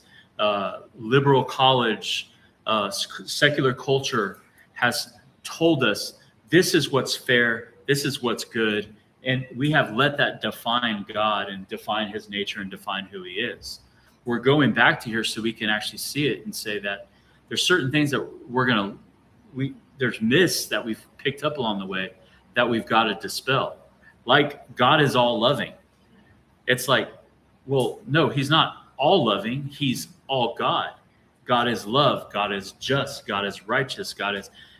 So yes, he is love, but he's also righteous. He's also just. And he needs, and he said, I have got to bring justice on them for how they have treated my people, for what they have done. And at the same time, there's love because he also wants to show them those gods you're serving are going to send you to hell and keep you separated from me for the whole time. So one of the big myths we have that we talked about is this idea that God's primary purpose in our life is to keep us safe and from harm. That's not his purpose. His purpose is for us to have fellowship and relationship with him. His purpose is that his name can be glorified. Why? Not because he's egotistical, because we experience the best in life when we get to worship him in fullness and truth, seeing him for who he really is. So he lets this situation create so that Pharaoh will see, like Pharaoh's investigating this. He's paying attention. They're doing what? They're going where? Why in the world did we let these idiots go? What were we thinking? And then God hardens his heart, right? I mean, I can only imagine too, like he let this whole group of people go, and like now you're stuck with all the duties of like everything that they had to do as well. Yeah. So it's like, now how are we supposed to run as a society without all of these people and all these slaves still? Yeah. There was a movie, it was a long time ago, and it was it was The Rapture, except the Rapture was all of the Mexicans and the illegal immigrants were raptured out of America, right? It's like a redneck's dream, right? That's what you're thinking, right? But the movie does this great job, and it's a horrible movie because I think it was super cheap, but the idea was awesome because it showed America going into absolute chaos because they're like, who's going to do this? Who's going to do that? And all of a sudden it's like, it was creating an appreciation for how much we end up relying on them as a certain segment of our population and what they're willing to do, that this others, all of a sudden they had a rapture moment, and all of the people that they had relied on to do these things in these parts of their society are gone now. Yeah, you remember that? Yeah. Yeah, it was really controversial, but it was good. And I think it was a rapture. I think it was a rapture of the Mexicans. I was like, what redneck made this movie? Yeah, everything ceased to operate. Yeah. Yeah. It would come to a grinding halt. Yeah. But yes, so to your point that yes, having them gone would be a rude awakening, even if it was only like, let's say a couple weeks or a week or something like that. The journey, I don't know. Have you ever done the math of what that journey would be like? Direct? No. To Sinai. Like miles? Time wise. Should only took like a few days. I mean, if they had Google Maps. No. So we're about to get into actually. Let's 2 miles an hour. let me see if I printed this out for you guys. I think I heard it was something like a few days or maybe like a week. So To when we were- the numbers. When we were in Egypt and we drove, we Yes. stayed down here in Sharm el Sheikh at the tip of Oh, the it didn't Sinai print. Peninsula. That's all of it. And drove to see the burning bush up here, and driving, that was like a 3-hour drive. Yeah. And that's not like walking, so I mean. It's And that was on an actual road. Yeah, in a car, on the road. Yeah. So it was like a long, I mean, that's like a. So Coming all like from up here and down and. having been walking there, and- if you have any insights into like terrain, Yeah. anything, feel free to share because I know, and I'm talking like, yeah, I'm talking like for the next couple months because we're gonna be in this situation, so you'll actually be able to give us like real world feelings of what that was Where like. did you find that? Very deserty and very hilly. From here, from Goshen. That's Saudi Sinai Arabia. Peninsula part of Egypt. Approximately took 45 Sinai to 50 Peninsula days is part by of Egypt, foot. yeah. Okay. 50 days? It says here, left brain says that the land of Goshen came from Suffolk. It would take a day to get from Goshen to Suffolk. Okay. Like where they, Yeah. where they stopped. Okay. That is taking the idea that sucketh, not suck it, but sucketh. Babe. It's a cult. Wow. I'm making sure. I don't want. It's a couple. I'm trying not to get canceled. All right. I got a lisp. The idea, what you're sharing, is that it's from that sucker. Oh man, I'm in my own head now. Succoth. Yes, call. Okay, Succoth is down in somewhere either here or in this area in the peninsula, right? Common tradition is that it's actually up here. The journey from what I've seen and heard is that from when they crossed traditionally, if they crossed at this northern tip of the sea, when they crossed down to Mount Sinai, which is roughly the bottom center part of Saudi Arabia, is where they believe Mount Sinai is 14 days. Egypt. Yes. Sinai Peninsula. Yes. Yeah. So, and that was one of the reasons they were arguing, like they were actually at the edge of the land when they crossed over. And when they crossed over, so one of the arguments is when they crossed over Aqaba, if that's where they crossed, they were crossing outside of Egypt's borders, and that's why they were safe. But they were safe because there was no army. So, well, no chariot army anymore. So that journey right there. Did I give you guys the printout for the numbers that they were dealing with and the times and the journeys? So I did? We Okay. talked about it. No. But did you get the printout? Yeah. No, I think. Dang it. See, there's only That's what three. they're saying that they crossed it. Okay. And the next time, I'll send it out and it'll be in the notes. So let's talk real numbers here. 600,000 Israeli men was the count, right? But that's not including what? Women, Children and and other people that were not a mixed multitude, right? Right. Okay. So the number's roughly 2.5 to 3 million. And some push it a little higher than that. Let's just say 2.5 million. All right. That's how many people are leaving and journeying together. All right. At that rate of speed, you can walk 1.5 miles per hour with that much. Is that right?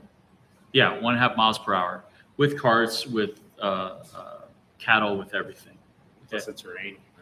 Huh? Plus the terrain. Plus the terrain. Yeah. It says here that it's a roughly 209 to 255 miles, depending on where they cross. Exactly. Yeah.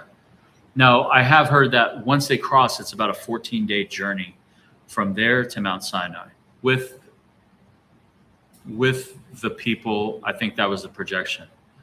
Now, the reason I brought the numbers up is that, in fact, let's before I get into that, let's read 13 on. But before we actually get into the logistics of it, but really quickly, they're brought up. Pharaoh gets his army. I don't want to spend a whole lot of time in this. Do your own research, but look up chariot technology at the time. It was cutting edge to have chariots. They had all these chariots. Was it 600? Yeah. So mine says 600. No, 600 select chariots. Yeah. And the other chariots of Egypt with officers all over them. So 600 high select, and then all the others. Where was that? I was just saying mine, I've underlined this in the past, so it says 600 of the best chariots along with all the other chariots. So, I mean, So, it could my be. version is like they just took all the chariots. Yeah. So I don't know what the. So, I mean, possibly 1,000 chariots or more, right? And at that time, that's like the equivalent of what a knight, an armor-mounted knight would have been in medieval Europe, going up against peasants with pitchforks and stuff like that, right? And cloth clothing to protect them. I just remember one time I used to watch, I used to love medieval movies and things like that. And Used to. remember, well, yeah, I mean, I still like. All right, there we go. Let's own it. One time I was watching it with my friends, this is not even related or whatever, but I was like, oh, I wish I could live during that time. And one of my friends looked at me and was like, why would you want to live during that time? You were probably a peasant. And I was like, oh, okay, thanks. My dreams, and I just my thinking about it, I was like, never mind. I probably would not want to live during that time. No. All I think of is unwashed bodies whenever the Knights Templar. Oh, yeah. We get into that later. but he was summoning the top technology of the time, military technology of the time, to go claim them back. Right now, a lot of times when people look at this, when they see Pharaoh's army coming from a distance, what do you think was going through their head? Huh? Cuss words? Such as? No, I'm just, I just see if you knew any Hebrew cuss words, that's all. We were going to be impressed. Sign language. Yeah. You can see how they felt because look at how they reacted in verse 11 and 12. How did they react? But Would you been better off staying He said something about there instead of buttermilk. dying in the desert? we should have, Stay there instead of dying in the desert. yeah. It's even better. They know they're about to be slaughtered. Okay. Gonna write that one They down. were like, Yeah. You get why I said it? Yeah. Butt sucking buttermilk. Churning it up. nervous. Yeah. You know, Do you think that, well, okay, like, this is how afraid they were. Do you think that Pharaoh's intention was to come wipe them out? Yeah, I think Why not wipe them out? Randy. They're a valuable resource. They're a valuable resource. whenever he he needed their wanted, services. Yeah. Why did we let these people go? But where does their mind go? They're gonna kill us. They're going to kill us, right? So- Megan nailed it, and I said, they woke up, and it was ghost town. All the food people were like, we don't have to get our hands dirty. Right. And that's why, I never even thought about that until you encourage us to look at it from their perspective. Mhm. So when I quit looking at it from the Hebrew, the Israelite perspective, and looked at it from the Egyptians, they were toast. In the things they were accustomed to. He's gonna kill some of them though, because, Yes. because obviously, even 1,000 chariots can't control 2.5 million people. So he had to get some of that cooperation through fear to go back to Egypt. Yes. Yeah. It's, and you know that they're going to fight. They're just not going to do it effectively. Right. In a natural, traditional sense, they were just not going to. Right. I So, just think it, obviously, like, God has a plan, but I think it's funny that, like, he was like, well, I'm not gonna take them the straight route, because if they encounter war, they're gonna turn back to Egypt. But I'm gonna also, like, put blockades, like, in front of them. Like, I'm still gonna make them, like, consider, like, moving back to Egypt. yes. I just thought it was weird that he, like, said that, Mhm. but then he still, like, put a roadblock for them to, like, think about going back to Egypt. Well, are you saying that they were thinking about going back to Egypt because when they cried out? No, like, just in, like, terms of, like, he was just like, well, I'm not gonna take y'all this direct route, because if y'all have to encounter war, like, Yes. one, you're not prepared, and, like, Right. I don't want you to, like, freak out and turn back around. That part, that's the But it's passage. also more of, like, I took you a different way, and I'm still gonna put, like, I don't know. It's just kind of like, Well, he put them in a situation where they can't go forward, they can't go back. Yeah. And Right. we're seeing this army coming at them. And I know that you guys have lived enough life to know that you've been put in situations where you're like, well, I can't go forward and I can't go back. I'm stuck. I'm literally I'm either at the mercy of the world or I'm at the mercy of God, but I'm not in control. Right. And what happens is, look what it's done to you in your life when you were in that situation. Imagine how you reacted when you were a new Christian, or you were even before you were a Christian, and you faced your real first trial and test and hardship. Were you a shining beacon of awesomeness? Every time we I mean, it doesn't happen just once, it happens over and over, right? We hit rock bottom, and then we get back up, and then we get proud or whatever, and we hit rock bottom, but every time God delivers, and then after enough times, you'd like to think we go, don't worry about it, God's got it. The problem is that when we read scripture and we look at them, and we look at them from our eyes, our maturity, Yeah, we already know. Us indwelled by the Holy Spirit, us having the Word of God, all the things we don't really know how to appreciate, but they didn't have a lot of that. They had visual imagery, but one of the things you're going to learn is visual imagery only lasts for so long.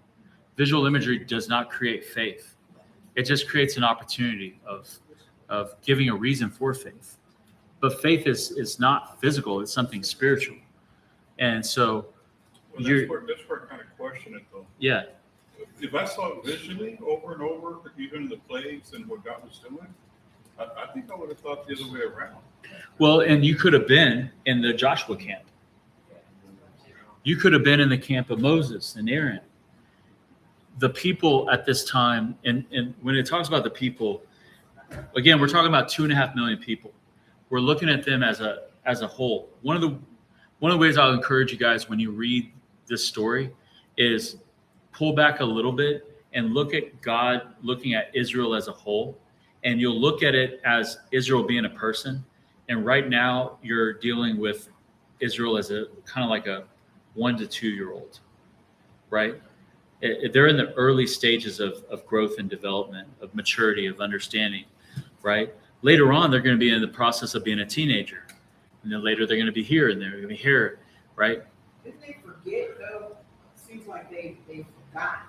Like you were saying, it's hard to get out of hell when you've been there and get comfortable with it. Yes. So for like a moment or at least of that,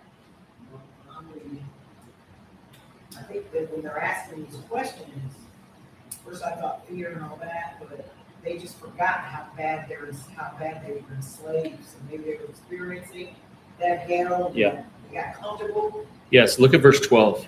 Okay. Is this not the word that we spoke to you in Egypt, saying, leave us alone that we may serve the Egyptians? For it would have been better for us to serve the Egyptians than die in the wilderness. All right.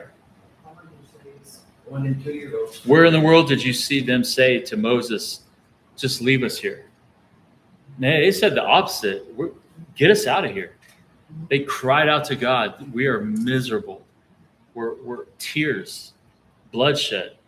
That's what he heard. So again, this is part of, we have to have some empathy for them because they are coming out of a abusive, horrific situation. And I know that you have known people that have gone through abuse and gone through horrific situations. And when they go through it, they stop seeing things as the reality of what they are. They've reshaped things to another narrative. So in their mind, in this moment, they're like you said, Roz, we had it so much better. Like, didn't we tell you we didn't want to leave? You forced us to come out here. Why? Just to kill us? Were there no graves in Egypt? You brought us out here to die. So they're rewriting it. They're rewriting it in their head, the reality. I took it as like they were blaming like Moses and like not like obviously it said like they were crying out to God, but like I feel like they turned a lot on Moses and was like, you told us to be here, like you were leading us, and it's like they just kind of like forgot God at that moment. Like I feel like they were just more of like angry at Moses for taking them out rather than being like angry at God. I don't know. Okay, so the way, remember, God said, I will make you like God to Pharaoh. Well, God's also speaking to the people through Moses. So their way of lashing out at God was also to lash out through Moses. Yeah. But yes, they could be just lashing out at the person saying, you set us up for like that. Yeah. So let's power ahead to verse 13 on to the end of the chapter. And let's see how much of this we can flesh out. All right. You got 15 minutes. I got 20 minutes. 21. If Will reads fast. Yeah, you can do. Darlene, did you want to read? Sure. Okay. Just remember, please read as loud as possible just for the audio. And then after Darlene, Tammy, and then we'll move on. Okay. 5 verses each. Okay, go ahead. Sorry, I was immediately Yeah, Exodus 14, chapter 14, verse 13. Moses answered the people, "Do not be afraid, stand firm, and you will see the deliverance the Lord will bring you today. The Egyptians you see today, you will never see again. The Lord will fight for you. You need only to be still." Then the Lord said to Moses, "Why are you crying out? Tell the Israelites to move on. Raise your staff and stretch out your hand over the sea to divide the water, so the Israelites can go through the sea on dry ground. I will harden the hearts of the Egyptians so that they will go in after them, and I will gain glory through Pharaoh and all his army, through his chariots and his horsemen." The Egyptians will know that I am the Lord when I gain glory with Pharaoh, his chariots, and his horsemen. Then the angel of God, who had been traveling in front of Israel's army, withdrew and went behind them. The pillar of cloud also moved from in front and stood behind them, coming between the armies of Egypt and Israel. Throughout the night, the cloud brought darkness to one side and light to the other, so neither went near the other all night long. Then Moses stretched out his hand over the sea, and all that night the Lord drove the sea back with a strong east wind and turned it into dry land. The waters were divided, and the Israelites went through the sea on dry ground with a wall of water on their right and on their left. The Egyptians pursued and went in after them to the midst of the sea, all Pharaoh's horses, his chariots, and his horsemen. And in the morning watched the Lord in the pillar of fire, as a cloud looked down on the Egyptians, forcing and threw the Egyptians' horses into a panic, flogging their chariot wheels so that they drove heavily. And the Egyptians said, "Let us flee from before Israel, for the Lord fights for them against the Egyptians." Then the Lord said to Moses, "Stretch out your hand over the sea, that the water may come back upon the Egyptians, upon their chariots, and upon their horsemen." So Moses stretched out his hand over the sea, and the sea returned to its normal course when the morning appeared. And as the Egyptians fled into it, the Lord threw the Egyptians into the midst of the sea. The water flowed back and covered the chariots and horsemen, the entire army of Pharaoh. They followed the Israelites into the sea. Not one of them survived. But the Israelites went through the sea on dry ground, with a wall of water on their right and on their left. That day the Lord saved Israel from the hands of the Egyptians, and Israel saw the Egyptians lying dead on the shore. And when the Israelites saw the mighty hand of the Lord displayed against the Egyptians, the people feared the Lord and put their trust in him and in Moses, his servant. Okay. I'm going to try to bring up. I'm just going to have to send it to you guys. I went through and did a breakdown on a timeline of how this kind of unfolded. And I'm going to try to recap it with you guys. But it's going to be a little bit rough. So let's just go back to where Megan left off. And verse 11 and 12, who were the people complaining to? Moses, right? Who is speaking here to the people in verse 13 and 14, and why is this important? What's that, Megan? When Moses responds, he's speaking to the Israelites. Yeah. Right. Okay. So Moses then responds to the Israelites, right? Okay. Look at what he says. What does he say to them? Do not be afraid, stand firm, and you will see deliverance from the Lord who bring you today. Okay.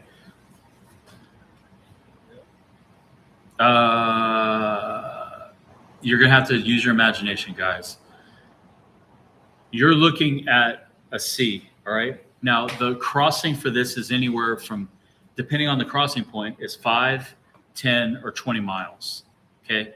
As a distance understanding, 5 miles, you can see the shore, all right? You can make out the outline, okay?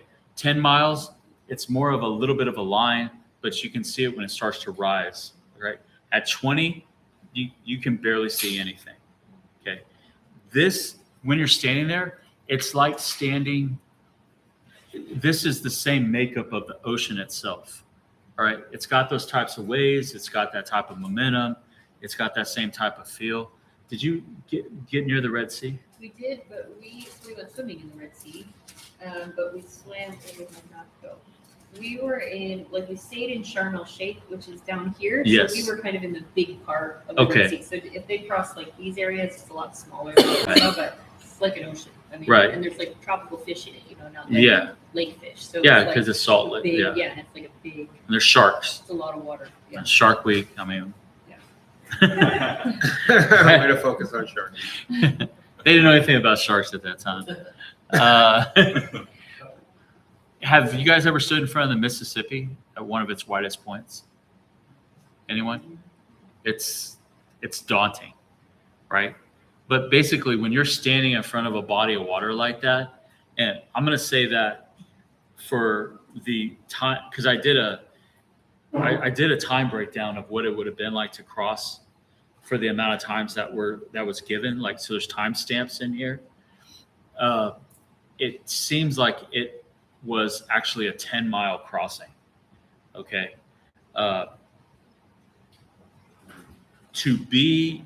So for 2.5 million people to be able to cross that, I'm jumping ahead here on the visuals and all that, to do that, you're talking the opening. So a lot of times when we think about opening, we're thinking like what? A football field, right? Roughly. Yeah. For them to cross 2.5 million people, a 10-mile stretch, even a 5-mile stretch at night in the time frame that it was given for them to cross, we're dealing with a 1/4 mile opening at the very least. Okay. I think it was even bigger than that. So it's one thing to imagine, again, the visualization that we're given in Prince of Egypt, or we're given in the Exodus or the 10 Commandments or whatever, right? But it's actually they're actually underselling the immenseness of the moment. But the whole point is what they're facing is impassable, right? What's coming behind them is the best the military in the entire world is coming up against them. And in their mind, it's coming to wipe them out. And they're kind of crammed together. And they're crammed together in that area that they're tucked into. Now the people are turning on Moses. Imagine the fear and the energy they're bringing, right? How does Moses respond to them? Do not be afraid. Trust in the Lord. Now, One time, I could just almost hear it. Moses said, stand still and see the salvation of the Lord. yes. Wow, that was their moment of redemption. So, Matt, I just want you to do a comparison. Moses in front of the burning bush and Moses in front of the Red Sea. So he can't get you break. No, look at the contrast. No, look at the contrast. Yeah. Remember Moses in front of the burning bush? 5 times. He was basically saying, you got to find somebody else. It can't be me, right? And yet, the moment that he's facing, and remember how he handled the first time he had opposition from Pharaoh, and the people were like, what are you doing to us? And it was just the taskmasters that were complaining to him. He was like, Lord, what have you done? Yeah. You brought me here to fail. Look at what's happened from that guy to this guy, right? This is God working on a man through pure fire. Nah, he said, pick someone else. Yeah. Purified. So if that's the case, when those people were let out, and when they were crossing that sea, to me, that was water right there. Right away, I think of their moment, their baptism. I mean, that Yes. cloud. I mean, you said imagery, so I'm thinking water. Yeah. And just what they're feeling spiritually, crying, wailing, just, I mean, I don't know, I'm just trying to The fear. be in that river, that sea. Yeah. The fear. is overwhelming, and all they have, just like all we have, when we get, somebody said that we get rock bottom when we get there. There's nothing that can bring us up but him. That's it. So you have to get on your knees, and that's all you got. Now, here's the thing: God hasn't told him specifically what to do yet. All right, this is him responding to them. Watch the progression. Do not fear, stand by, see the salvation of the Lord, and he will accomplish for you today. For the Egyptians whom you have seen today, you will never see them again. His words. All right. He is now stepping into faith, into the promises that God has spoken over the people and what he's going to do. Right? Okay, go ahead. About the term, what came to my mind is calm authority. Yes. Calm authority. I'm going to calm them down in an authoritative manner. They know that God is in charge and not to fear. Calm authority. The only way to Like match. That's the kind of dad you were. Yeah. Yeah. Bridget said, no. There was no call. Randy was owning that. Oh, good. Look, man, there was this imagery. Yeah.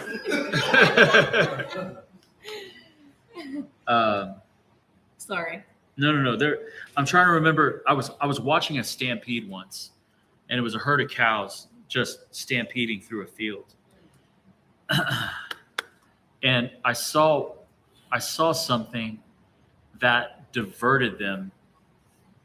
And I thought of this moment, but they were bringing this type of energy, and this is aggressive energy they're bringing, right?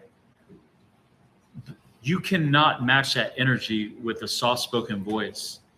You cannot match that energy with a form of their aggression.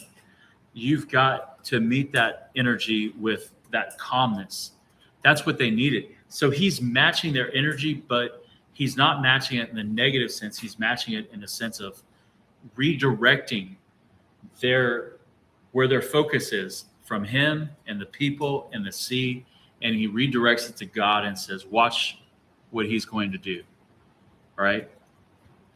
So he says this, he says, do not fear, stand by, see the salvation of the Lord, which he will, et cetera, et cetera, et cetera. 14, the Lord will fight for you while you keep silent. Okay. You're not going to have any part in this. All right. Here's a funny thing. Then the Lord said to Moses, why are you crying out to me? Tell the sons of Israel to go forward. Why is God telling Moses? Doesn't it sound like God's rebuking Moses? Okay. Why is God talking to Moses? Like, is Moses crying out with the people? Is he complaining? No, he's the one I think has the confidence in God. Okay. So why does God address him and not the people? Why are you crying out to me? Yeah. Why? Well, why is God telling Moses that? I had to dig into this. That was the question. I'm not sure. But God said. But I think he's like he's crying out to me, like he's the one that told the rest of the people, like God's gonna do something. Just wait and see. So like I take it as like that's his cry out, like, oh God, like he's gonna do something, like let's just wait and see. And God's like, why are you crying out to me? You gotta keep moving. Well, and it says, okay, but the Lord is addressing Moses specifically. My question is, why is he addressing Moses about crying out to him? When Moses was never crying out to him, he was talking to the people. So it took a little bit of digging. He was talking, Tammy is right. He's talking to his heart. Here's his heart. So here's the cool part. Moses is telling them, hey, calm the heck down. God's got everything in control. That's physical Moses. They're looking at that. Internal Moses is like, oh my God, what is going on? Are you in control? So, but this is the beauty of this whole moment right here. Moses is showing that you can project strength and at the same time be crying out to God and leaning on him. Because you're saying, you're the only one that's going to be able to save us. I'm trusting you. So when God's actually talking to him, he's talking to his heart and saying, hey, calm down. I got you. Right? And then he says, why are you crying out to me? And it wasn't a rebuke. It was more so, I got you. And he says, as for tell the sons of Israel to go forward. He was basically saying, now's the time. And then that's when he says, as for you, lift up your staff, stretch out your hand over the sea and divide it. Now, it's interesting. He says, divide it. He doesn't say, I will divide it. He says, go divide it. Right? Now, obviously, Moses knows where the power and the strength is coming from. But he's also telling Moses, you're going to have to take a step of faith too. All right? So, again, when God calls us to do things in the physical, a lot of times it's going to seem stupid. Moses walking up to the sea, raising his staff, it's like, okay. What are you doing, bud? The enemy's that way, right? But he's trusting God. He's saying, do this. And when he does that, it says, as for me, I'll harden the hearts of Egyptians, et cetera, that he's going to bring them in. What's his purpose behind it in verse 18? The Egyptians are going to know who's. I am the Lord. That's also going to go back to verse 4. He's going to bring the Egyptians will know that I am the Lord. So again, this is not just, there's multi layers here, but he's trying to he's speaking to the Egyptians. He's speaking to everybody that looks at the Egyptians as the powerhouse. He's speaking to the Hebrew. He's speaking to the angelic hosts. Was the Pharaoh there? Yes. So the Pharaoh died. That's debatable because they're not really sure who the Pharaoh was during this time period.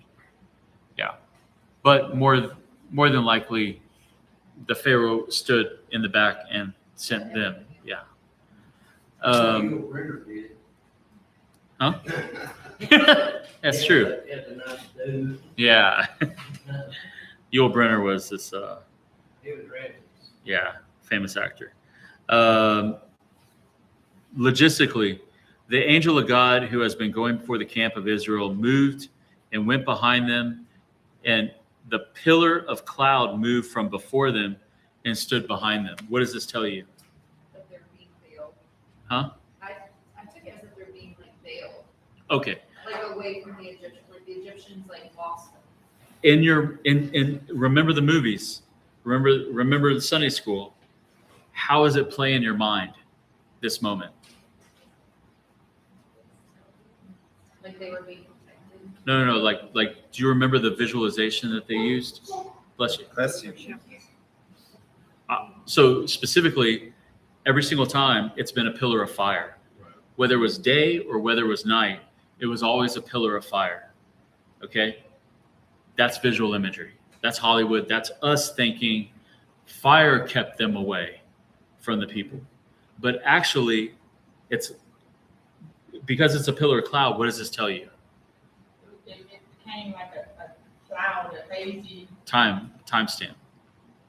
Because it's the cloud. What times is it? It's daytime, right? But they went through during the night with the pillar of fire. Yep. So And they traveled in the day with the cloud. The light showing them which direction to go. And how did you describe the cloud? Huge. It's dark. Okay, dark, right? And then you said that it was like a veil. So what actually did so we learned two things. It takes place during the day. It moves from going before them to going behind them to create a barrier, right? And what is that barrier? God. And it's not fire that's creating the barrier at that moment. It's just whatever this cloud is, right?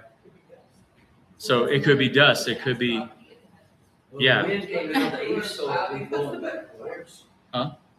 It would be dust because of the east wind that separated the waters. Yeah. It said it would be going to where maybe if it cut a little north, it would be out of the east going west and northwest. Well, and the other thing is this pillar. It's an all-encompassing. Like imagine how immense this thing had to have been. But that's why they think that they were closed into a certain area.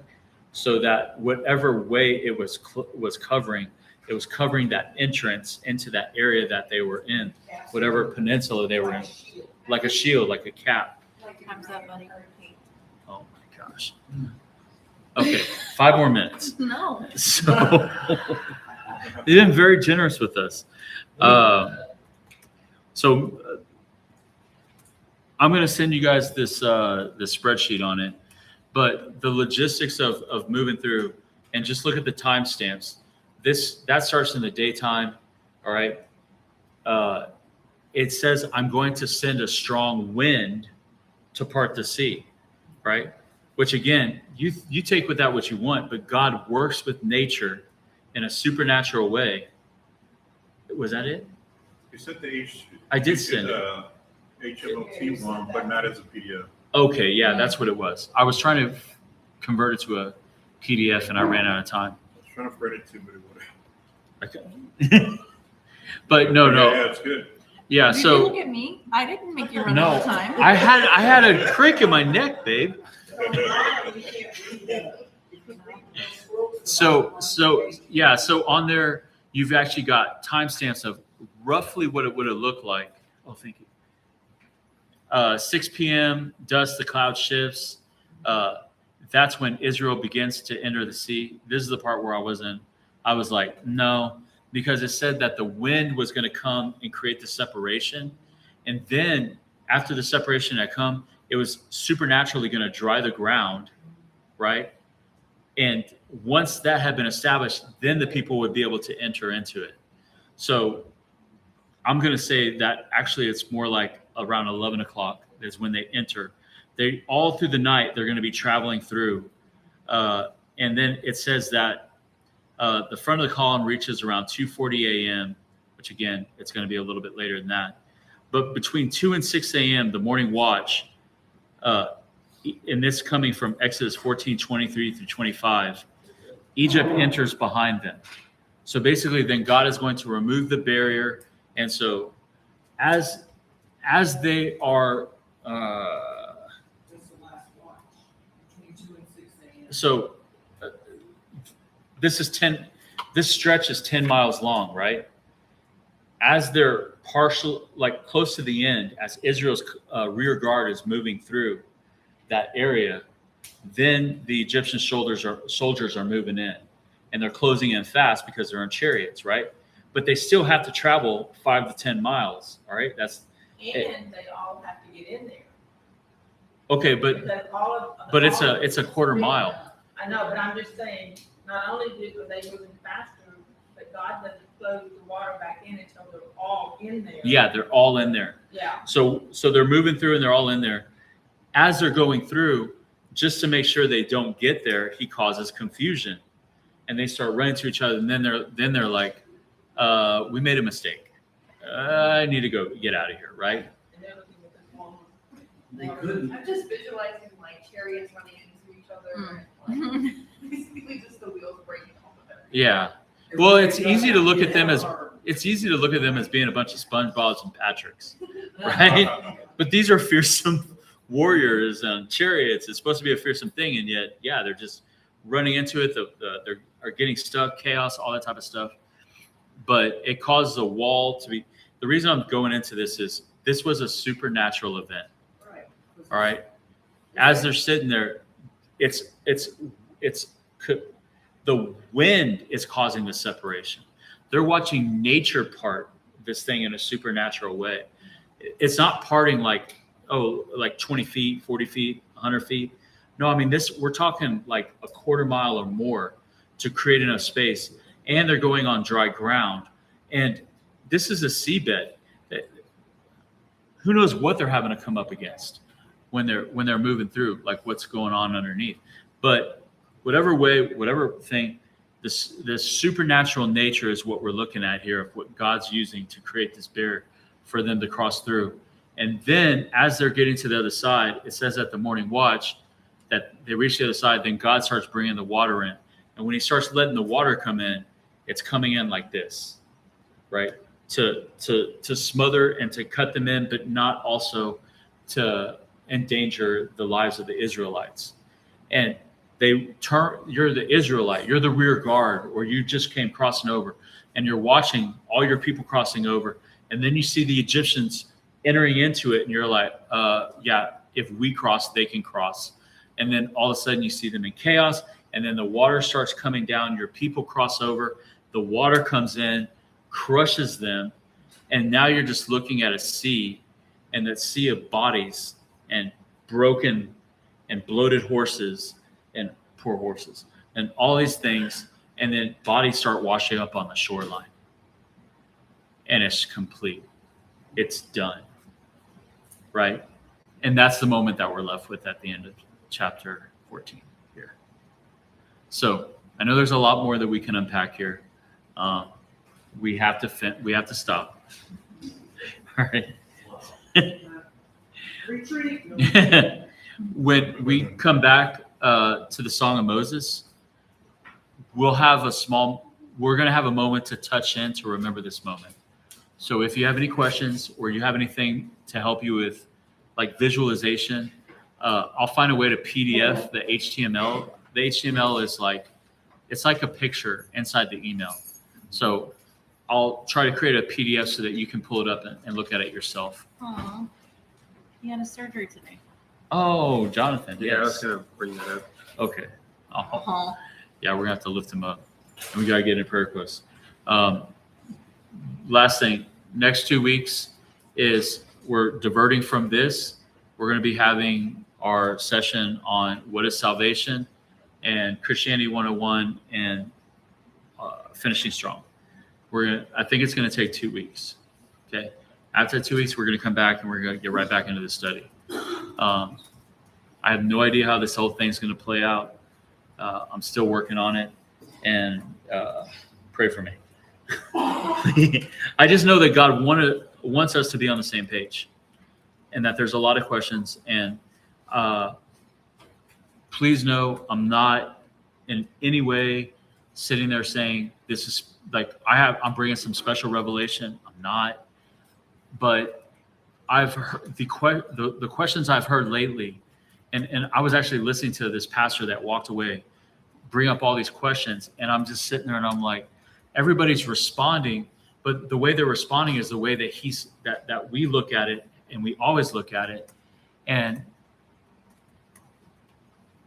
that's not how God answered the questions for me.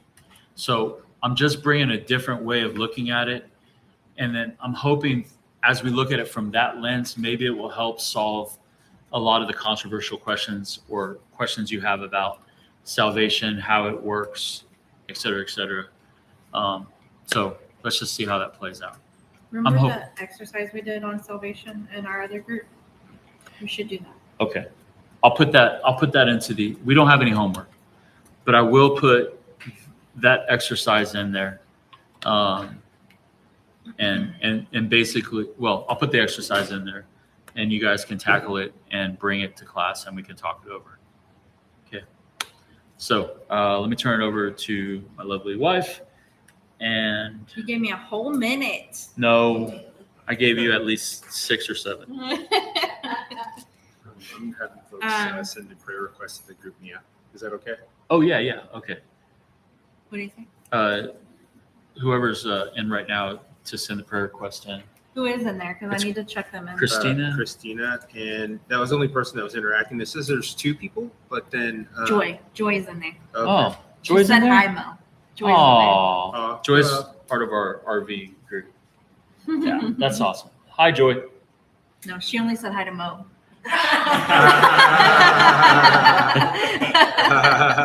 I wonder why I had that twitch. All right, prayer requests. I'm throwing Jonathan in there first. Mo, what you got? Just 2 unspoken. Same? Yeah, same. Okay. Okay. All right.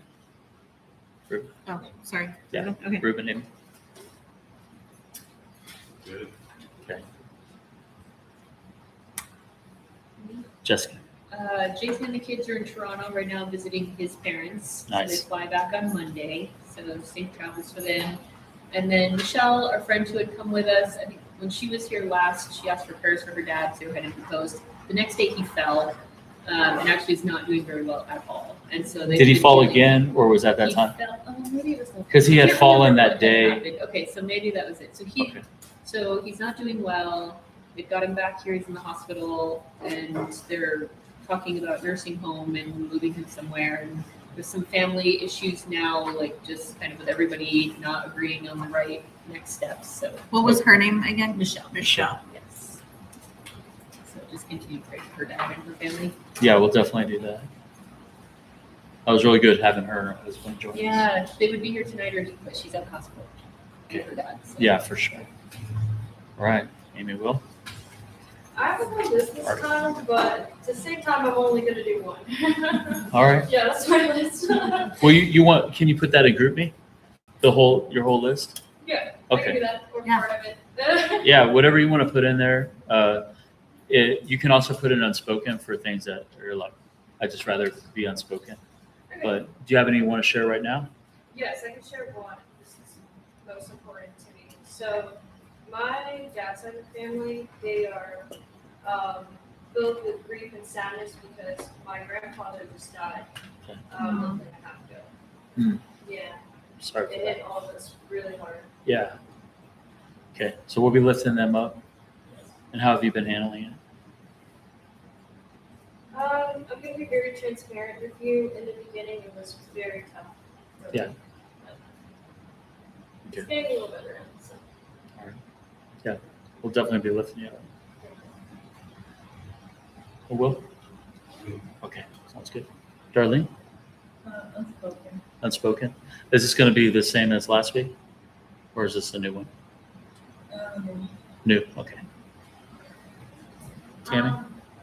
To say yes to an opportunity tomorrow, or if it's distraction for my season now. Okay. So clarification. Continue to pray for my son and daughter-in-law, with, God softening their heart. Kind of a blessing, they are coming up this weekend to visit me, which is quite a surprise because they don't like traveling with their kids. They need to come see us, so Megan and I will get to see them this weekend, so we're really excited about that. I feel like God is softening their heart just a little bit, but there's, I think, a lot more to go, but that's definitely the right direction, I feel. It will be interesting because I've got a lot of Christian stuff out and plaques and, posters and stuff, so it'll be interesting to see how she reacts when she comes into my house. Okay. And that is who is this again? I'm sorry. Did you say it was your daughter-in-law? Daughter-in-law? Daughter-in-law. And your son? And my son, Okay. What was your son's name? Jonathan, Jonathan. And her name? Chelsea. Chelsea. Jonathan and Chelsea. Megan. Just more prayers for my doctor. He's doing a lot better. He's able to come back to work actually on Monday, which is really good. Nice. He had a doctor's appointment yesterday, and he passed all of his tests and all that from his heart surgery, so he's doing really well. And then just continued prayers for funding for my job. Yeah, that's still in progress. Yeah, we're just waiting Okay. right now. Obviously, the government takes some time. Who knew? Michelle? Okay, awesome. Awesome. Just clarity. Our social security number was compromised, they think, but just, version on that. Okay. Johnny? Last week's up, this week is way better. Okay. Thank you, Lord. Awesome. Casey, you're good? All right. You guys good? Okay. All right. Anything, Cameron school, anything like that? We're gonna be going back, he's going back to Austin August 20th. So Okay. Prayer for him, for safe travels and productive school year. Awesome. Definitely do that. Geez, I think we're just praise reports for on our end for the first time. Yeah. Yeah. Yeah. Yeah, just God just being God, the lack I'm not lacking emotion. I'm just you know, when you just get in a place where he just keeps doing things and you're like, I'm amazed, but I can't be overly emotional about it because I knew you were going to come through. I just didn't know the details. I didn't know how it was going to work out. He still has to come through on some other stuff, and that's cool. But it's minor compared. So like the foundational stuff we've been praying for, he's answered that. And for me, I think this is for both of us, but for me, it's just a little bit more clarity. Like when we started this, it was just like, there was no real expectation of, I long to be able to study the Word of God with other believers. That's all. Like, I didn't want to put no stipulations on it. And so, and then I just wanted him to create a community of people that love studying God's Word and that we would just be bonded on that. He's answered those prayers. So now I feel like he's challenging the next vision. And I had told him, I said, for that to happen, you're going to have to do A, B, and C, which is take care of our home, take care of our jobs. And once you've taken care of those foundational things, then it frees us up to step in. So to me, these answers have been a reaffirmation that this is exactly where we're supposed to be, because I consider this us thing. This is where I'm supposed to be. And that it was just God saying, yeah, I got you. You know?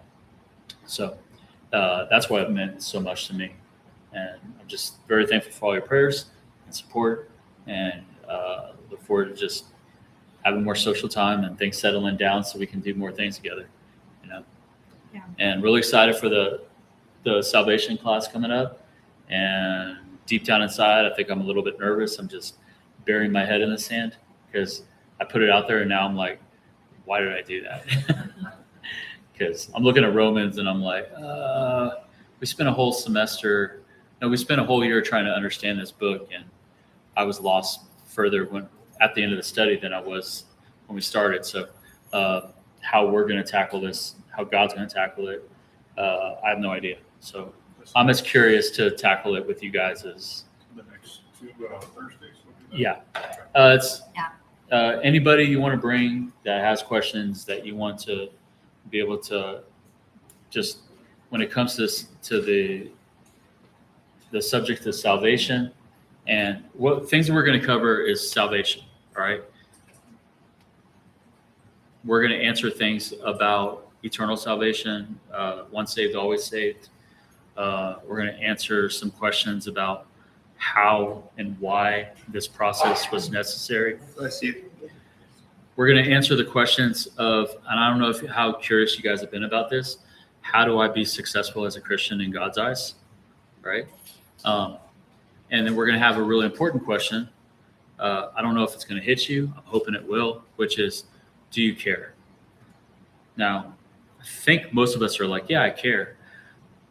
But we're going to be looking at this from the perspective of heaven.